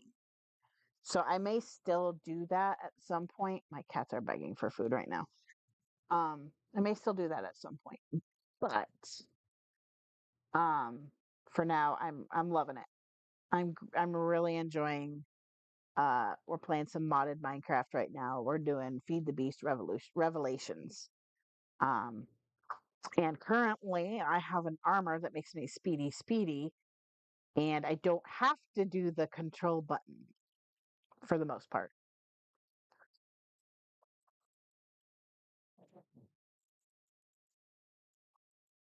Yeah. Yeah. I the Xbox one pairs a lot better with PC than the Switch one does. Obviously, Nintendo is not very good at making their stuff compatible for other things. A lot of their games are only compatible for Nintendo products. So, um, yeah. I'm not hugely fond of Nintendo's practices in that, but hey, it is what it is. I do still enjoy some of the games. I play Sky Children of the Light, Pokemon. I've played some Animal Crossing. I kind of lost interest in Animal Crossing. Played a little bit of Dead by Daylight on there. What are some of the other ones I have? Trying to think. Mario. I play Mario Kart a bit, Mario Party a bit. Sorry, I'm having a little bit of a pressure reaction from my hair. No, I do not have lice. I just have mast cell. I took a shower yesterday. It's not that my hair is dirty or anything. It's just that sometimes. Well, hello, Simon. He's like, your pillow is in my way. Wait, no, it needs to go. Yeah, no, it goes this way. Come here, buddy. Um, but yeah, EDS hands don't like to play multiple keys very well. Sad. But I am starting to dip my toes into the world of Dungeons and Dragons, and I'm loving it. So far, I haven't actually even done anything more than a session 0 yet. We didn't even finish our session 0, so I gotta do more of that. But I love the idea of it, and I've gotten to know some people that are very, very, very into it. One of my guys I am on Discord with, in his server, he lives and breathes Dungeons and Dragons and Pokemon and Pal World currently. Um, so yeah, and my other friend has been DMing for Dungeons and Dragons for years. My partner plays. My roommate Hannah loves to play. She's not part of this particular gaming session because of a few reasons. But yeah. Mainly because the friend group isn't comfortable playing with her. Oh, this is why see, I usually take meds at midnight. I'm probably gonna go ahead and get them ready because I'm getting really itchy. Hi. Hi, Dee. I have to remember before I go to bed. Actually, it might be okay, but before I go to bed, I gotta grab another bottle of formula.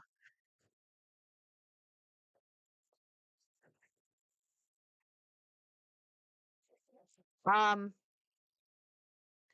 See, for me, that's a weird one because right-handed, I'm using the mouse, and to reach over and do the arrows is puts the strain on my shoulder. So having that out, you know, in line over to the ASD thing is fine. Um, I don't have a horrible problem with hitting the shift. The problem is I can't do the control stretch because my pinky gets stuck and it either won't go down there or it gets stuck down there. So I switched my run button to my caps lock, which is mildly annoying because every time I hit it, I get a notification that caps lock was turned on, and it's annoying. But also, like with Minecraft, you can double tap the W to run. So I can get around it with that for the most part. But for other games, like um, Warframe, I can't do that. So I had to switch so that my ring finger is doing it instead of my pinky. So yeah. Um, but yeah, you guys want to watch how you do feeding tube medications? Because that's what I'm about to do. I already flushed my port. I will probably check my port again though, because I want to make sure to see if we're getting blood return again. For some reason this week, my port does not want to give blood returns, so we were not able to do my blood work this week.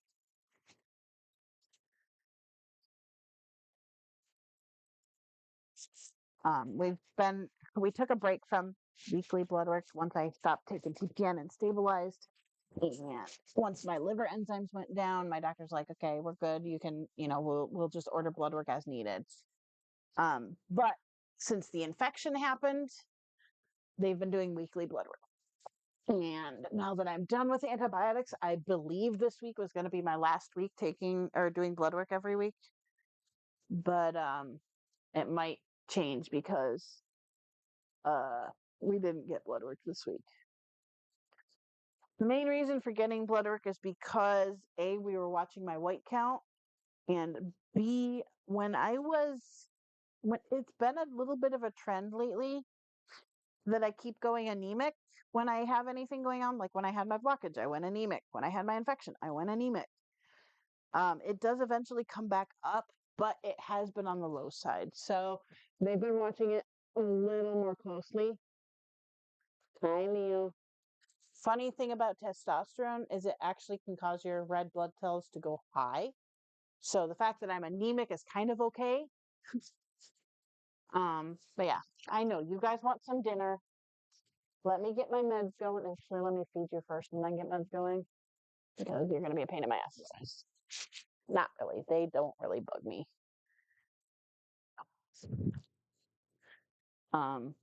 In Minecraft, you can't use that as a thing because the right click is your weapon and left click is no. Left click is weapon. Right click is like an action thing. So it doesn't really work to be able to use the mouse for that because it has other functions. So I'm stuck with how I do it, and then if I get a controller, great. By the way, guys, if you're a Pokemon fan and you like really soft, awesome plushies, this kind of feels like Squishmallow fabric. Target has these for $29.99 right now, or at least at mine it was $29.99. They had what they had left was one Squirtle, one Charmander, and like two Pikachus and a Jigglypuff. I of course went with Charmander because he is my favorite starter Pokemon as far as like the characters go. I don't usually play with fire Pokemon though. I always start with a water Pokemon. Piplup is probably my actual favorite Pokemon, but there's not often plushies of him. So, but I bought him the other day. I love him. Because the cat stole my other plushie, I kind of had to get a new one. Should I have? No. Yeah. Um, that is not incredibly doable with the way, like with me. I don't have great hand-eye coordination, so keyboard and mouse functioning while watching the screen is not my forte. But with making the adjustments, I can't. So, for example, if my mouse is here on this side, if I'm reaching over to do the arrows, which are on the right side of my computer, then I am gonna have shoulder problems. Holding it up like that is a problem. When I'm using, when I'm using WASD, it's closer, so my arm is not as stretched out. Um, so if I stay in that position for as long as I game, if I am doing that, reaching over with my hand, I will eventually have my shoulder pop out. And that's not fun. So, but let me get my meds over here. What the heck did you two do? They have now rearranged. Simon is now where Leo was, and Leo is now on the floor. And I need to move my iron. Hi. Yes, let me, because you're eating at midnight. We eat at midnight, remember? So that I don't get woken up at 4 o'clock in the morning. Because that's usually when I'm falling asleep. You get fed at midnight. But given that I am taking my meds, I will feed them directly after that. But I do need to figure out a spot to keep staying there. We're gonna put it up there. It's gonna stay there. Because it's in the way for where I put my feeding tube on the floor. You're garbage. You're garbage. You're dirty. You need to get washed. Yeah. Okay. This is for tomorrow morning. You can go over there. Just dumped my batteries out. Okay, move this. This is a process, you guys. It's a process. Also, I need to move my sewing stuff off and to the area where I sew. But for now, because I'm lazy and sore, it's all gonna get moved right here. Meh. And this pile that is right here. Oh shit! I like to be fed all over again. I got a new set of to be pads. I make it. Which one do you go with? Aha! You go that way. I got. There we go. For example, I've got new Baby Yoda ones. I've got what's this? Dragons. I've got Pride ones. I've got St. Patrick's Day ones. What else do I have here? Kitty cats. Oh, another Star Wars one. It's got like, yeah, it's cute. What's the last one? Oh, and then this one is another St. Patrick's Day one. My cat got food in dish all the time. Yeah. Mine, so I do a mixture of free feeding and scheduled feeding. So what I do is I give them, so they get, when they were on wet food, they each got 2 cans a day. What I would do is just split that up. I would set 1 can of food out on the plate 4 times a day. Now that we're switching back to wet or to dry food, they get 3/4 of a cup a day. And I find my cats do best if I do 3 feedings. For that, they're gonna have to adjust to that. They're gonna get fed when I wake up midday and then when I go to bed, and they're gonna have to adjust to it because they're very, very on schedule. Normally they get fed at 6 a.m., at noon, at 6 p.m., and then midnight. So we're going to be shifting that to some degree, but also it's not going to be that big of a problem because they don't sit down and eat all of their food at once. Um, they do a little bit more grazing throughout the day. So the dry food aspect of things is also going to make it easier for my roommates if when I'm in the hospital, because then they can just feed them twice a day, just split that up, do a little more in the quarter cup in the morning, a little more in quarter cup at night. If they're getting bugs throughout the day, they can, feed them, But I am feeding them according to like their target weight. So for Simon, 3/4 of a cup a day he is 11.6 pounds or something like that. And the 3/4 of a cup a day is for like 12 pounds, I believe, or 13 pounds. And I actually have to look. So we're kind of more going along a target weight because Leo is 20 pounds. I'm not feeding him that much food. He does not need that much food.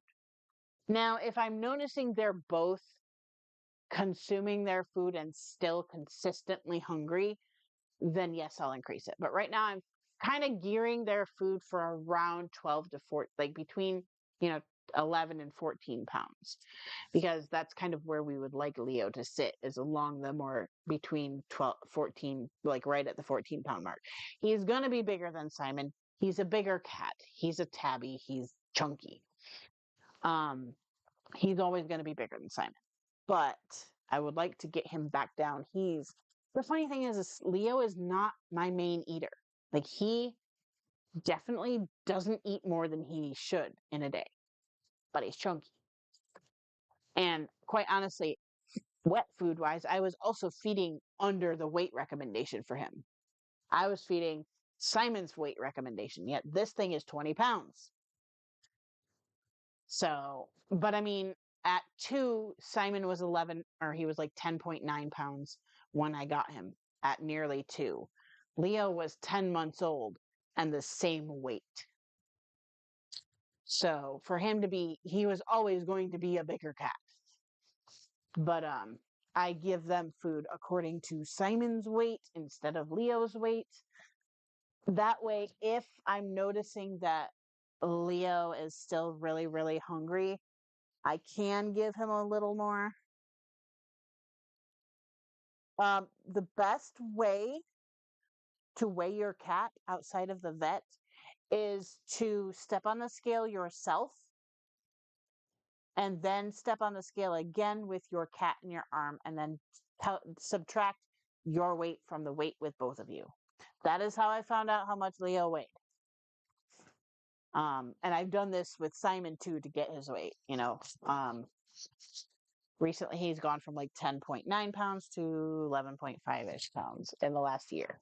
So, but he's still a very, very skinny kitty. But that is the best way to weigh a cat outside of a vet. Because quite honestly, Simon is not even heavy enough to actually trigger my scale. Leo steps on it, he starts to trigger it. It's still not accurate because he's moving, but he can at least trigger it. The funny thing is my backpack is the same weight as Leo when my feeding tube is all set up, and it triggers the scale. Hello, Leo. Just for there he is. There's my chunk. These are their favorite thing, like one of their favorite things right now. Leo is like emotionally attached to this thing. I went to Five Below the other day for Hannah went to get something or whatever. I don't know. Hannah went to grab something and I went in with her and I happened upon the little tunnel here, the scratching post, and then over here is that little ball right down there, the blue thing. That's one of the balls goes around the circle thing. I had to go back a few days later because the cats were arguing over scratching posts. Because Leo, as you see, lays there on it. He lays there most nights now. But Simon wants to do the same thing. So they were getting into tussles all the time because they were annoying each other. So I had to go get a second one. And that's actually completely cured the problem. Now we have two. But Leo literally, the first few days we had this, and even still, he'll wrap his paws around the pole and use it as a pillow.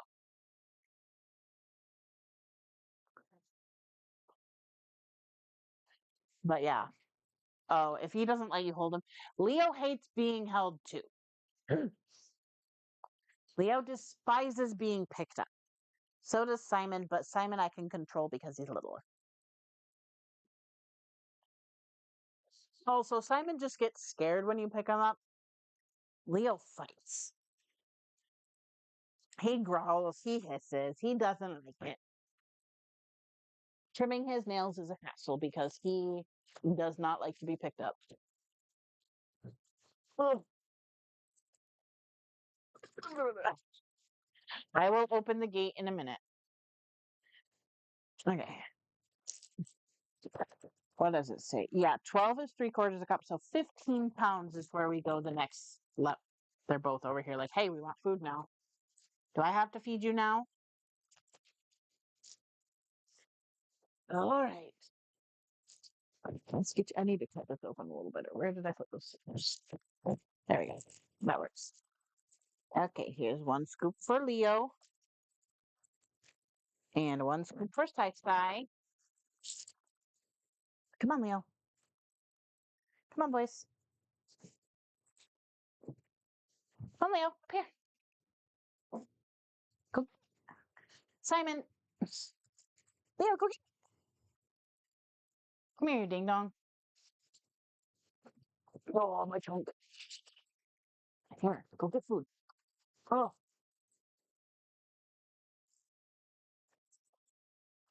Are you going to be pissy because you don't get the bowl that you want?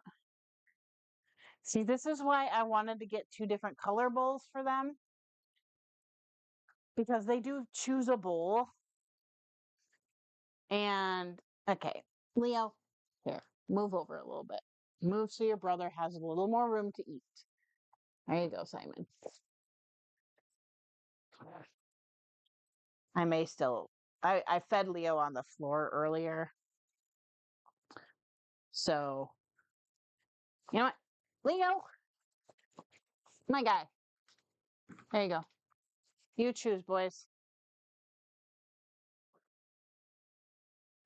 You don't like it up there, Simon? Okay. Here, Simon. Come here. We're gonna change this up. Simon, come here. Come here.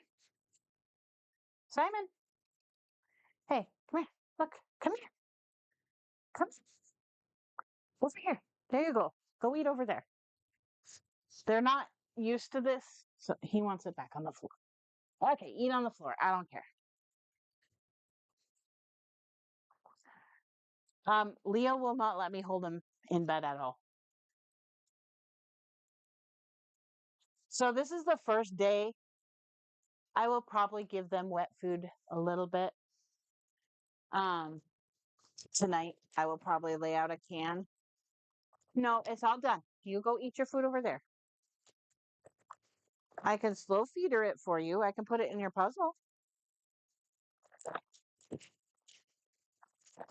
And this is why I fed them the way I did, because they do this shit all the time. They switch back and forth. So it's hard to keep an eye on who's eating what. Are you throwing a I want wet food fit? Leo, do fucker. Man, I gotta find a clip for this because I have to buy a container because Leo will bite through this bag in about 5 seconds. But I might just have to go put it in my living room. Unless I can find the clip and then I can put it. I can't find the clip right now. Boys, y'all, do you want yours on the floor too? Yeah? You want it on the floor? I can put it on the floor for you if you would like to eat on the floor. I think this is the moment when they're like, where's our wet food? Mine won't use a cat bed either. Do you need some wet food tonight? Is this what we're looking for? Is this what you want? I am okay if we still do wet food at night. But I'm probably going to put away a serving of cat food then. We'll see. I don't know. I might leave it out because they may not eat the dry food tonight, but they will eat the wet food. And then in the morning I can sleep because they won't wake me up for food. There you go, buddy. Is that what you're looking for, Leo? Hey, bud. Fine. Cans on the floor. You can suss it out later.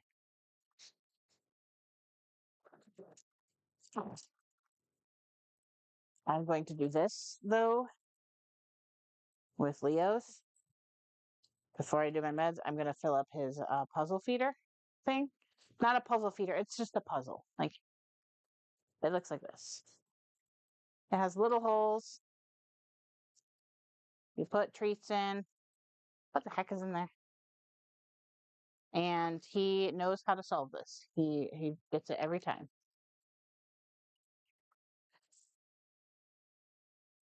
In the tub? Oh, Rubbermaid tub. Okay. Yeah, that's Leo for you too. He will choose hard surfaces. About the only surface he actively chooses to sleep on for me is my wheelchair. I'm going to have cat food all over my bed now. I'm just going to throw a feeding in here and they can both go at it for all I care.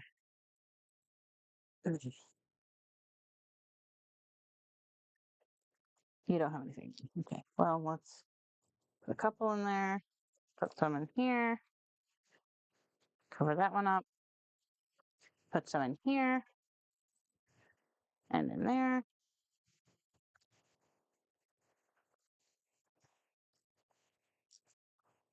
Yeah, am I making your puzzle? Yep.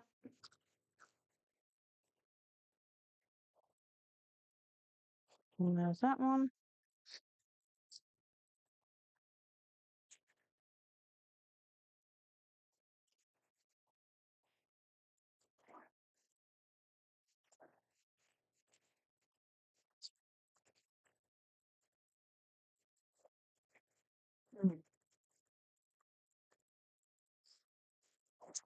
The rest of it, I'll put a few more in here. Oh, there's one I missed.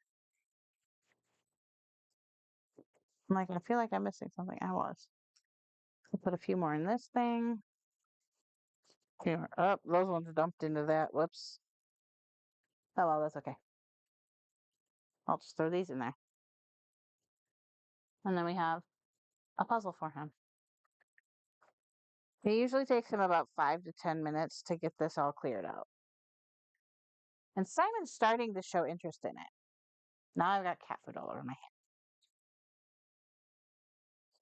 Okay, there's that. He's got to learn to. There we go. This one. Ta-da. Okay. And we're going to slide this puppy. Oh, shit. I'm going to get. Move all this shit out of the way. You want to play with it, Simon? You go ahead and play with it, buddy. Oh, it just dumped everything into that one.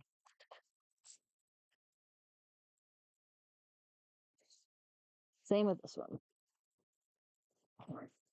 Okay, there we go, boys. There you go. You may play with it now. I'm going to wipe my hands because now they smell like cat food.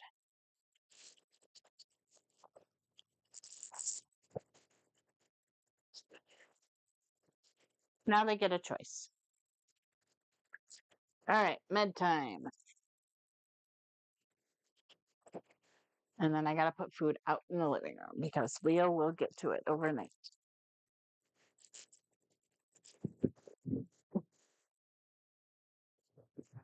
We'll put that down there just in case you guys want it. Okay. I have an electric pill grinder. It is the best thing on the face of the planet. And I have a funny little, this can go away. I have a funny little medication routine as far as like, I used to have it so that I had, like I would have number combinations. Like I had two bottles that I took 2 pills of, and 1 bottle that I took 4 pills of, and I had 4 bottles that I took 1 pill out of. Now I'm down to just 6 medications. I have 1 that I take 4 of, 3 that I take 1 of, and then 2 that I take 2 of. And typically I go 2, 1, and 4. And literally everything but one of these medications is for allergies. I'm on amitriptyline now to try and help with my insomnia. And well, I take that back. I don't do them in that exact order anymore. I do the 4 and then I do the amitriptyline last because it's a capsule that I have to take apart. 4 Benadryls. My cats are antsy right now. Simon wants to get out of here and go play. Leo wants to play. Simon also would like me to go to bed. That's the other thing. I hate taking capsules apart. What do you think of that one, Simon? I dropped it. If I can grab that out without tweezers. What do you think about that toy, Simon? You haven't really played with it yet.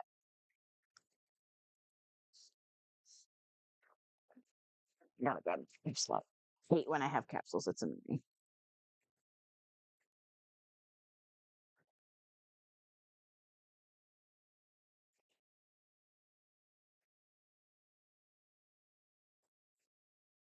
You get it, Leo.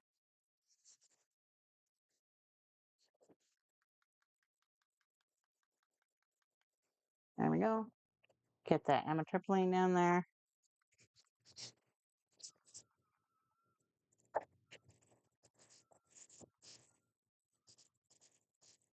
Yeah, I know you guys need to run. Give me a couple minutes and I will get disconnected and stuff and get off stream and we'll do the bedtime routine. No, you don't need to cover it. My cats are weird. Wait, that was the wrong.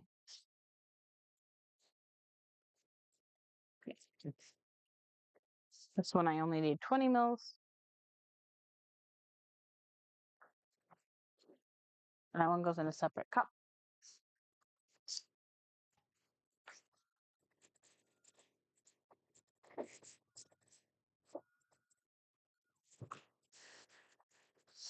You did not sound done.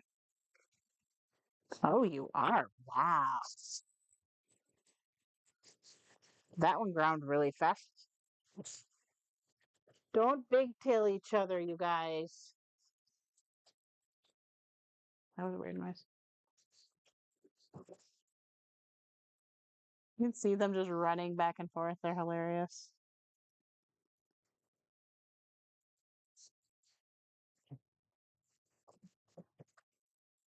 And then we get a special tip. I've got to see if I can buy some special tips because I'm running out. This just makes it a lot easier to mix up and draw my medications.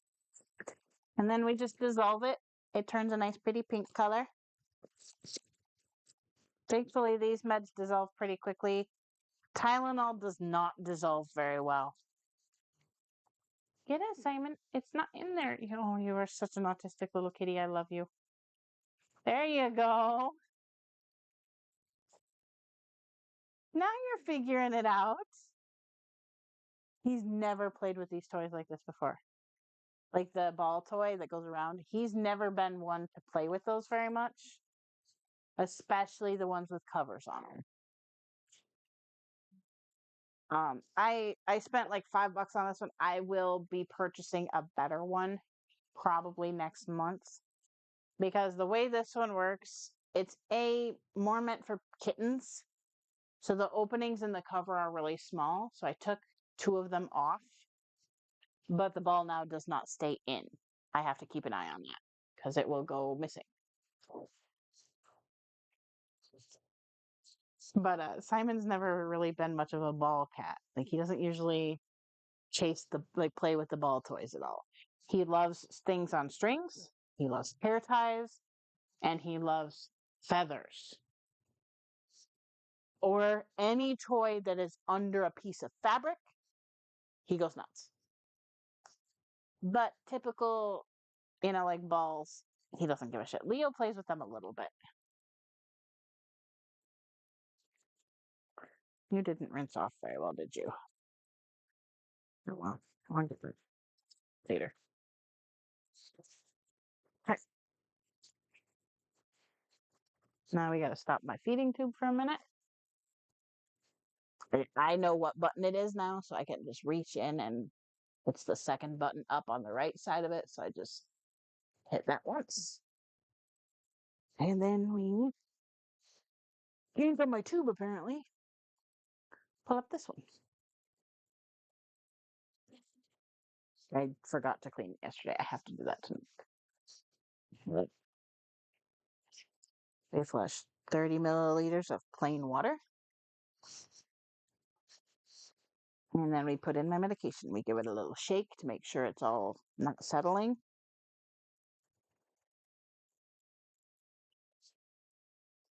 It likes to stay inside the syringe a little bit, so I always drop a little teeny bit extra to clean it out, if it will work for me this time. Give it a little shake, get that nice and clean. Give it a little shake, and then pump it in. And then in order to get it going through the tube all the way into my intestine, we give it another 30 mils of water. If you do not flush after, it can tend to clog the tubes with certain medication. Mine, it doesn't do that so much. Nope, I need that. Come back here, you. Please have 60 in there. You don't. 40, 50 will work. So then what I do, this is how I clean it when I'm not taking a shower. You just kind of flush a bunch of water in there and it gets that gunk out of there. I usually have to do it twice.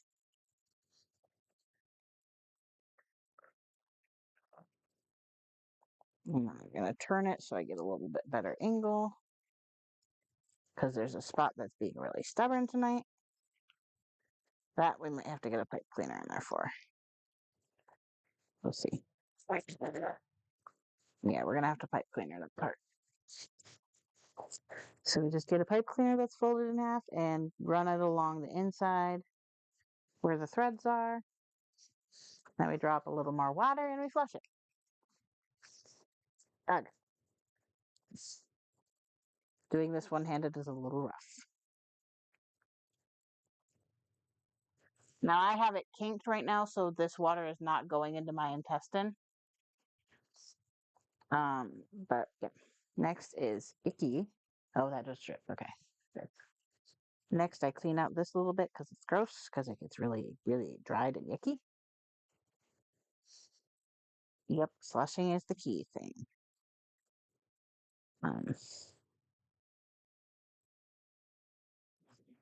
Let's brush. I will open your gate in a minute, Leo or Simon. I will open it momentarily.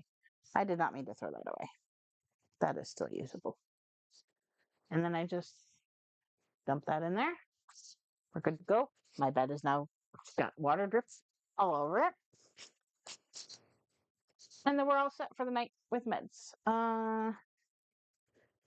How are you, drain? Do we need to flush you? I don't think we'll need to flush the drain tonight.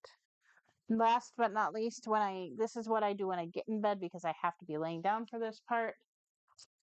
But I change out my 2B pads. And here we've got, here on this side is all the ones I've made for myself. These are my hospital ones that I don't care if I lose. I don't like them anyway. They're my hospital ones. These here are holiday ones. Oops, that's not a holiday one. That's another one. These are Christmas ones that I've made for myself.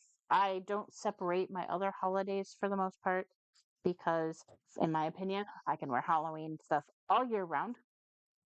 And I tend to wear things like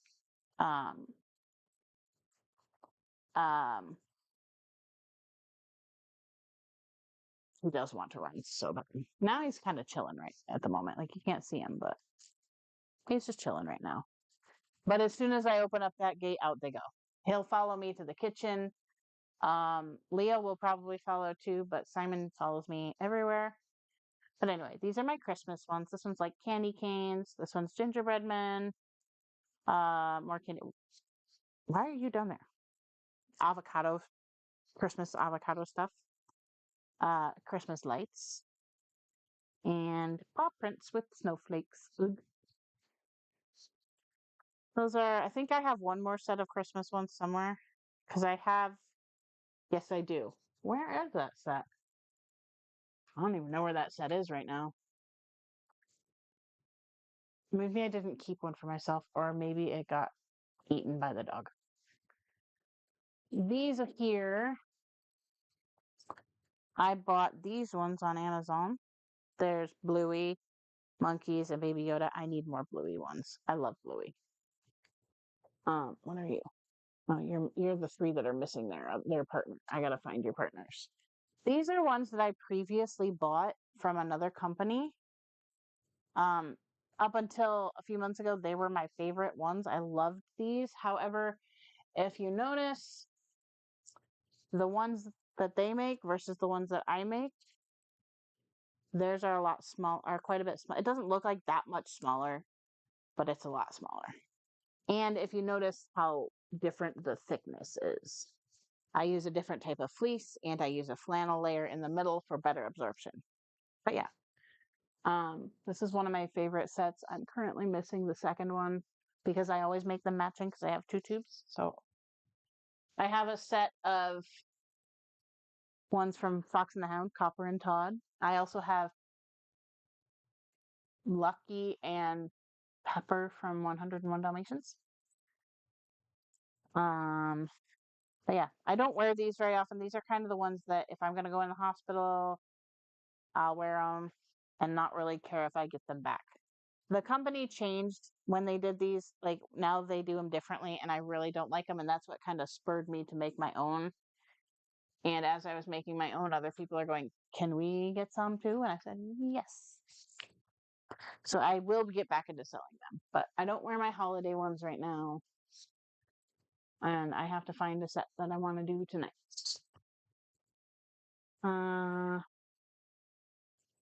We have Dr. Hamilton. I've worn all of them at least once now. No, I just did ramen not that long ago. Let's do frogs. I have little like poison dart frog ones. So the froggies. I also changed up my pattern for them. I need to go through these and see if I can kind of trim them down a little bit more. My first pattern, not that great. I don't really care about these ones either. If you notice, these ones are, the newer ones are slightly smaller, but the biggest difference is the hole in the center is really big on this one and it's perfect in this one. See the difference? There's a big difference. So the purpose for this one is big. It doesn't sit right snugly around the tube as much as the smaller one. So it doesn't absorb as much as it should off my skin. That's the main reason I don't use those ones. I do have all of these that I can redo, I think, like this. I love the avocado fabric, but it's got the big hole. So those ones I wear less. My goal is to have all of these be, like I can fit 2 more rows in here of these. So my goal is to have it all filled up with this type that I made, not this type. But anyway, these I do right when I'm going to bed. When I lay down, I take them off the current ones I have on, wipe it down with a baby wipe or water, and then I put a new fresh set on. If I need any medication around the tubes, then I do that as well. Sometimes I need an antifungal yeast cream around it.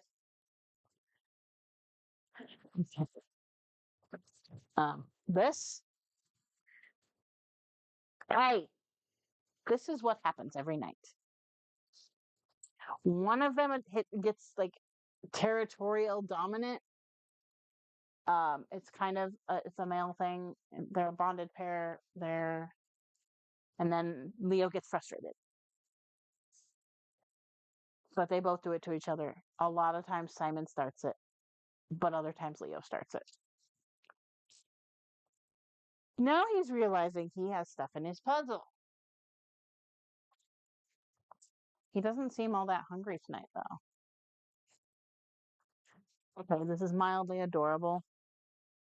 The fact that all day today and last night they wanted hard food, but at night they want the soft food. It's kind of like a kid going all day with a sippy cup and then that night they're like, I want my bottle. Did you just lose your ball? You shot it out there. Yeah. You see, like he's upset. Yeah, and my feeding tube is not yelling at me. You can't see it very well, but over by the water dish where there's those 2 green blobs, he just shot the ball out of the toy over by the other green blob, and he knows where it is. There he goes. Now he took it. Crap. Now that he knows that, I'm in trouble. That I won't let him play with all night. That I will pick up. I'll let him play with the ball right there, but I won't let him take the ball out. Is your ball stuck?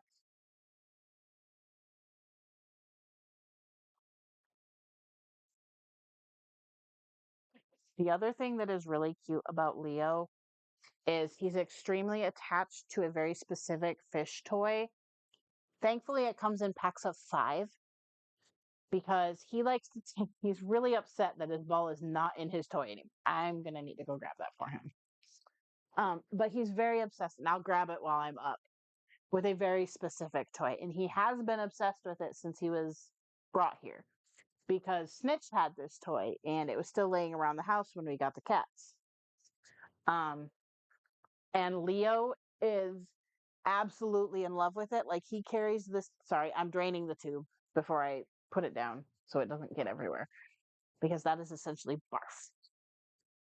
But he fell in love with that toy that was Snitches, and he played with that thing till its guts were all gone. And thankfully, I found out I could get packs of replacements for it because now every few months I buy him a 5-pack and he gets one at a time.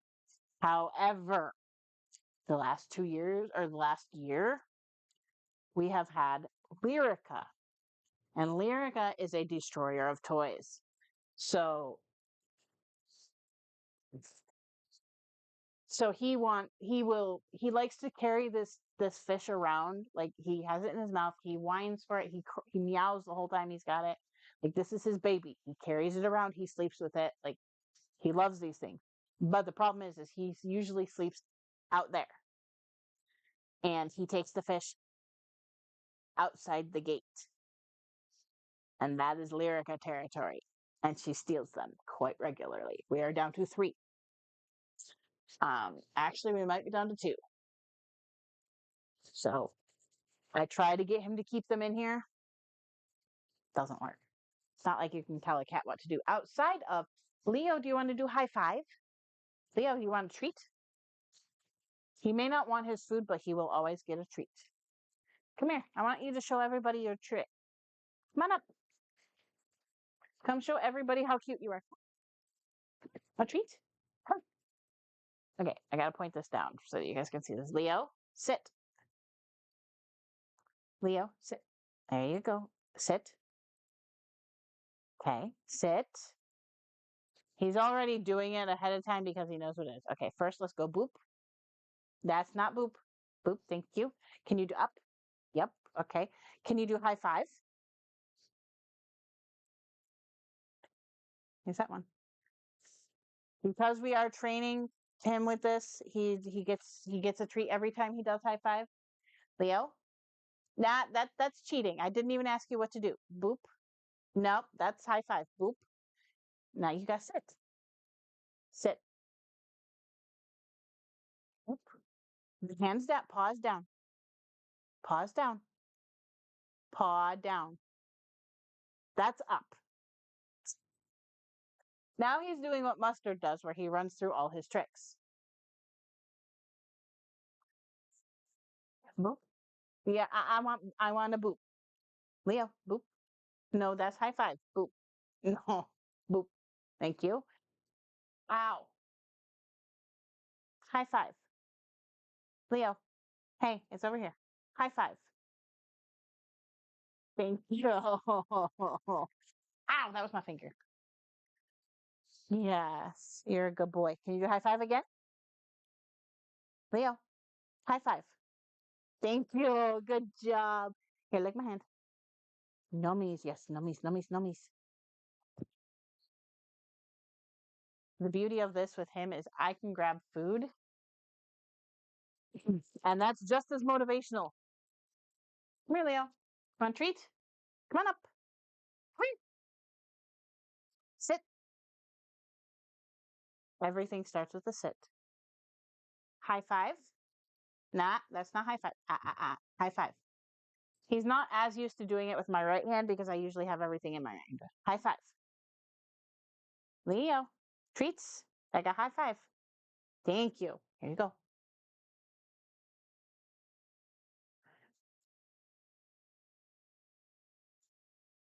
Can you boop? He hears the beep from my feeding tube, so he's distracted. Hey, boop. Thank you. Can we do up? Can you do up? He's not as good at this one on the bed. Up. There you go. Usually when we're on the bed, he will jump into my hand. High five. Hey. High five. High five. Leo. Hey. High five. Thank you. Nice.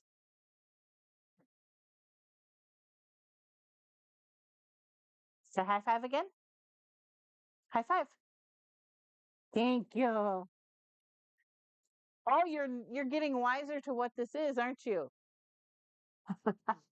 Can you do high five?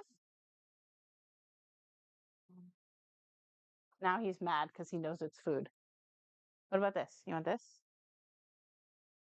No? You all done? You want to do high five? Oh, I just got schooled by a cat, you guys. He's like, I'm on to you, bitch. And now he's eating wet food and dry food, apparently. It's interesting. I'm trying to, like,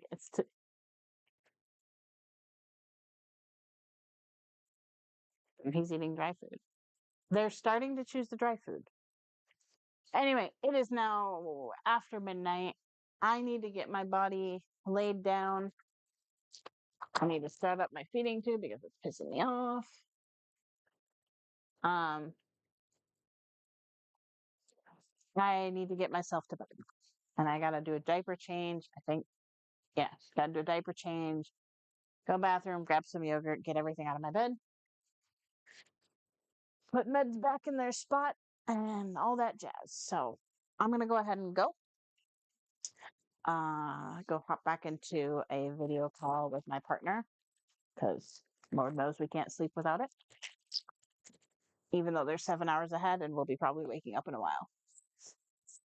It's okay. We like to watch each other sleep. It's okay. But I don't know if you're still here, John, but if you are, I am sorry to hear about your leg. I hope you're doing okay, that it goes okay. Keep me updated on it.